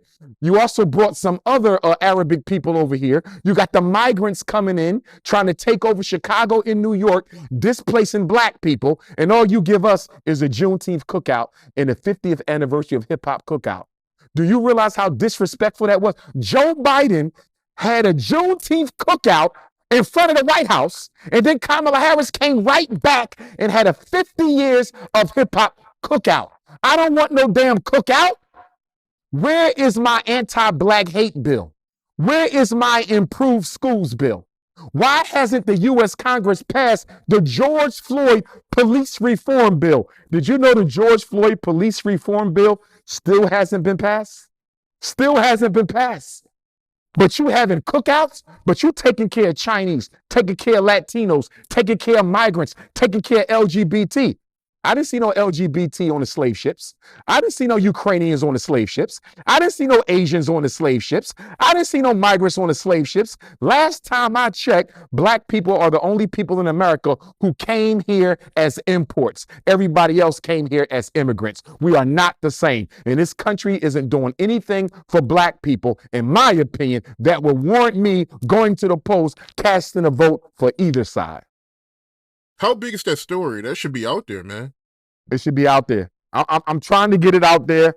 I did a live on it last night on my Instagram. I'm planning on going to the sentencing January 31st. He has $1 million bond. I think that means he has to pay $100,000. We might try to raise money, $100,000 to get that boy out of jail. Well, the sentencing is coming up quick anyway, so still, though, I would rather him be home, because if he's about to go to jail for half of his life, he won't get out till he almost 50 if he gets the max. Now, the judge can give him as little as probation or as much as 30. Now, you and I both know that's Florida, Governor DeSantis. That's Governor DeSantis territory, the same guy who don't want black history in the schools. So I think we all know that he's not going to get probation. That black boy is going into an adult prison with all those mental health issues. You want to talk about school to prison pipeline? And people wonder why I go so hard on school to prison pipeline. He's a living example of what happens when you put black boys in schools run by white folks. How do you feel about these females getting surgery? Because I know you was very vocal about, Yes. Little Kim and Vivica Fox, getting surgery. Yes. And I'm a fan of Vivica Fox, and I'm a fan of my sister, Little Kim. I had the opportunity a couple years ago to watch a documentary about Little Kim, and it spoke to the trauma that she experienced at the hands of her father. From what the documentary implied, Little Kim experienced some emotional and possible physical trauma at the hands of her father. And I believe that that trauma was responsible for the poor self-image that she may have developed. I never met with the sister, but I'm using my psychological experience to evaluate what I see. And I believe that the reason Little Kim has underwent the surgeries is because she was never comfortable with herself as a result of the psychological trauma that she experienced at the hands of her father. I love my sister, Little Kim. I wish her nothing but the best. I think she could really benefit from a really good therapist potentially. Okay. And she's a beautiful woman now, but she was a very beautiful woman before the surgeries. Little Kim was fine. Little Kim was fine. She did not need any of that. Still beautiful now. Still beautiful now. I'm still a fan. But for people who have negative things to say about the sister, I think sometimes we need to step back, hold our criticism, and understand that there's a story. There is a story behind every situation you see. And hers involves her father, and it involves the trauma that she underwent. But I wish her nothing but the best. Now with Vivica Fox and Jada Pinkett, I see that they got some stuff done to their face. Serena Williams, I think she got some stuff done to her face. I love all them sisters. But I want black women to stop getting these surgeries because they don't need them. Serena had a beautiful smile before the surgery. Vivica Fox had a beautiful smile before the surgery. Jada Pinkett has one of the most beautiful faces you'll ever see. There was no need for the Botox or whatever they did to fatten up their jaws. Stop messing with your bodies. And for the women who getting injections in their butt, the BBLs, you need to stop because guess what? What's going to happen to all these breast implants and butt implants when you get 60 or 70 years old? What's going to happen when you become an elder? And that stuff starts sagging and busting and popping, and now you got health issues. They are living in the moment. Living in the moment is good psychologically, but not when it comes to altering your body. They're desecrating their temples, and they need to stop because when you get old, you got to carry around that broken fake butt. You got to carry around those broken fake breasts. It's not going to end well. Stop the surgeries. Love who you are from within. And we as black men have to take responsibility for that, some of it, because we are the ones who are so in tune with the physical of a woman instead of the soul and spirit of a woman. And we hold our women to such a high physical standard that they feel like they got to look perfect in order for us to want them. So I apologize to every black woman who has ever had surgery. I apologize to Little Kim, Vivica Fox, Jada Pinkett Smith, Serena Williams. I apologize to every black woman with a BBL, with fake breasts. I apologize because I know part of the reason they went out and did this to their bodies is black men have held our women to such a critical standard when it comes to physical beauty that they feel like they got to look perfect in order to be with us. So on behalf of black men, I apologize to all black women for feeling like you got to desecrate your body in order to be attractive to us. Real talk, man. I never looked at it like that, man. That's a good way to look at it. I never looked at it from that point of view, man. But I want you to go more into detail about something, man. You made a comment about the FBI where you said that they would use sex workers to get information from the Black Panthers. Yes, indeed. When you go through the history of black radical organizations, as you know, Dr. King had some female friends. I believe some of those women were sent to Dr. King. We know within the Panther organization, there was women sent to them to pillow talk them. Black Liberation Army, SNCC Corps, they do it now. They even do it now. Remember Mayor Marion Barry of Washington, D.C.? He got busted in a hotel room with the crack. Same thing. They are still out here using women to bring down black men. And that's why I would argue that if you are going to be an activist for your people, if you are going to be an advocate for your people, you got to have sexual discipline. You know, I'm a single black man. I traveled all over to speak. And there's beautiful women when I go to these events. But you know what I got to remind myself?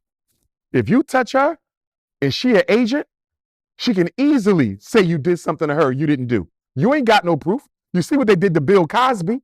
You see what they did to Mike Tyson. You see what they did to Tupac. Be careful with these women. If you're trying to be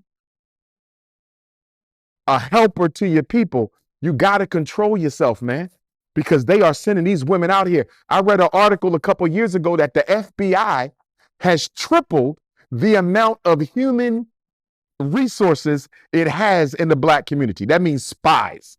They have 3 times as many spies and informants in the black community now than they had in the 1960s, brother. You know what that means? 1 in every 3 women I see at a lecture is an agent. And that's just the FBI informants. That's not even women who are working for my haters. You understand? That's not even the ones who working with your haters. These are women who are working for the establishment. You got to be sexually disciplined. And one of the things I love about Malcolm, El Haj Malik El Shabazz, if the record is true, and I believe it is, one of the things that puts Malcolm head and shoulders above so many other activists, he never went outside of his marriage. Malcolm, there's no evidence that Malcolm ever went outside of his marriage, brother. And he had beautiful women around him all the time, too. If you look at the pictures while he was in his organization and after that, when he started his own organization, the Organization of Afro-American Unity, as well as Muslim Mosque Incorporated, Malcolm never violated his oath to Betty. And that right there, above all the Pan-Africanism and all the revolutionary speech, that right there is one of the things that endears Malcolm in my heart so much. And it's just a shame that we as a community sat by and let him get taken from us. We could have saved Malcolm. We could have had some serious conversations with people who was vested in his demise. We could have put better security around Malcolm. I really believe that the black community stood by and watched Malcolm get assassinated. The Malcolm X story is one of the saddest stories in the history of black leadership. Easy, you brought his name up earlier. How you feel about the way he passed away? Because it's always been like a mystery behind his death, you know? I find it very odd, suspicious, ironic that Ice Cube, shout out to Ice Cube, I'm a fan, that Ice Cube would name, I believe it was the very next album. I can't remember. I grew up in that age. I was in high school. I remember when the Ice Cube Lethal Injection came out. But are you telling me that's a pure coincidence? Is that a pure coincidence that people are spreading the narrative that Easy may have been injected with AIDS and Ice Cube comes out with an album called Lethal Injection? And everybody knows the comments that Suge Knight made. I forget whose show that was, that night show many, many years ago, not too long after the death of Easy, when Suge Knight said, you know, or he said something, somebody give you AIDS or shoot you with AIDS or something, you know. And then I saw another documentary, somebody was talking to one of Eazy-E's friends, and he said Eazy-E used to get, what's the Asian therapy when they stick the things in your back? Yeah, I know what you're talking about, man. It's on the tip of my tongue, man. I know exactly what you're talking He about. said Easy used to get that done often. And he said he believes that Easy may have been infected with poisonous needles, acupuncture. He said Easy may have been getting injected with poisonous acupuncture needles. But whether you look at Ice Cube Lethal Injection, whether you look at the comment Suge Knight made on television during that late night show many years ago, or whether you listen to the comment from one of Eazy-E's friends who says he was getting acupuncture and he believed the acupuncture needles may have been intentionally or unintentionally contaminated with the AIDS virus, you almost have to come to the conclusion that he was given AIDS. The wife didn't have it, thank God. The baby didn't have it, thank God. According to Bone Thugs and other people, he was perfectly normal until he heard he had it. Perfectly normal. They said he was wrestling and running and chasing and smoking and fighting and having fun. So when he found out he got AIDS, the next thing you know, he went down in like a 30-day period or a 2-week period, so they say. I know people who died from AIDS. I know people who died from AIDS. And they didn't die from AIDS or drop significantly in 30 days after finding out they had the AIDS virus. Eazy-E was given something. Why? We don't know the full details as to why. But I definitely believe he was given something. I believe he was an early experiment in assassination, because we know that the FBI and the CIA, they have very advanced means of disposing of people. They got injections, they got sprays, they got food, they got chemicals, they got all kinds of stuff, man. All kinds of stuff. And I believe Eazy-E may have been an early experiment in assassination weapons. Now, I did see a doctor say that 2 of the women he was dating did come up positive for the AIDS virus. That don't mean they got it from Eazy, and that don't mean they gave it to Eazy. And anybody who knows anything about the science of the transmission of HIV, a heterosexual male, it's very difficult for the heterosexual male to get AIDS unless he's using intravenous drug needles. Regular traditional sex with a woman, even if she has the virus, is difficult for you to get it because that's to travel up your urethra. And as you know, we release out into the woman, right? We shoot out. We don't receive. Women receive. We give. And so it's very difficult for that virus to travel all on up there and infect the male, unless you're using anal sex. And I have no reason to believe he was homosexual, or intravenous drug needles. And I don't believe he was doing that either. I believe the power structure gave Eazy-E AIDS. Right, right. Yeah, that's crazy, man. And you also made a comment before where you said that, Afeni Shakur, she became friends with a drug dealer that was an informant. Yes, allegedly.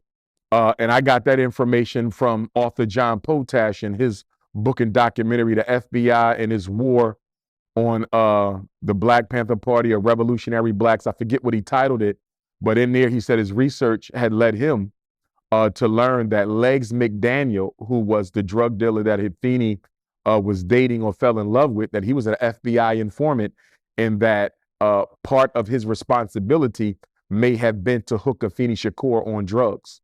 I don't think we realize how deep it is. I don't think we realize how deep it is. Just like some people have insinuated that Eazy-E, rest in peace to Eazy, he might have been injected with the AIDS virus. I don't think that's far-fetched at all, because we know the AIDS virus was developed in order to reduce the Black population, just like we know COVID was developed to reduce the Black population, just like we know the LGBTQ agenda is being done to reduce the Black population. Here's the issue. According to the United Nations, 1 out of every 4 people on the planet will be an African by 2050. 1 out of every 4 people in the world will be an African. Do you think they want that? Do you think the smallest population wants African people to be the largest population? We already are, to be honest with you. We already are. But they're saying officially in 2050, if population growth continues the way it is, there will be more African people in the world than anybody else. Africa is home to the youngest population. Africa has the youngest people in the world. Don't you think they're a little concerned about that? They're concerned about those young Africans on the continent being revolutionized to a point where they're ready to take back through armed struggle their land and their resources. And then you add to that the American African youth, and you add to that the Caribbean African youth, and you add to that the South and Central American African youth, and you add to that the Australian African youth, the South Pacific African youth, the Africans of Europe, Paris, London, Germany, Austria, and then you add the Africans living in Asia. Pan-African revolution is the solution for African liberation. DJ Envy, how you feel about the situation he going through right now, man? My position on the DJ Envy situation with the real estate, I know DJ Envy. I don't believe he's a thief or a crook. I believe him when he says, basically, I'm paraphrasing, he lent his name to this man's credibility to help him get his business up and off the ground. That's no different than somebody I know come to me say, Dr. Umar, I'm trying to start a landscaping business. Don't nobody know you. If you get on a couple commercials with me, you will draw some energy to me. I'll start making some money. I'll kick something back to you for looking out for me. That's how I see Envy with this. Envy got his own money. He's already been financially comfortable. I don't see a need for him to have to involve himself in a real estate scam that he knows is going to come back on him. So until I see proof that DJ Envy knowingly and willingly participated in a real estate scam, I will not consider my brother to be guilty. DJ Envy is innocent in my eyes until I see proof otherwise. And I also want to say this. No disrespect to nobody. But we are living in a YouTube culture where black men are going out of their way to destroy the lives of other black men. As you know, I've been a victim of that with the Frederick Douglass Marcus Garvey Academy. People accuse me of scheming, stealing, not owning the school, not buying the school, using the money for myself. Well, we're 2 inspections away from the school opening.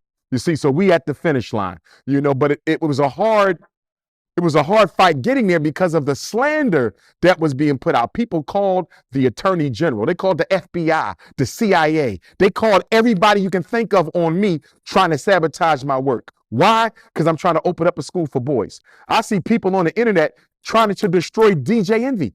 He ain't even been in court yet.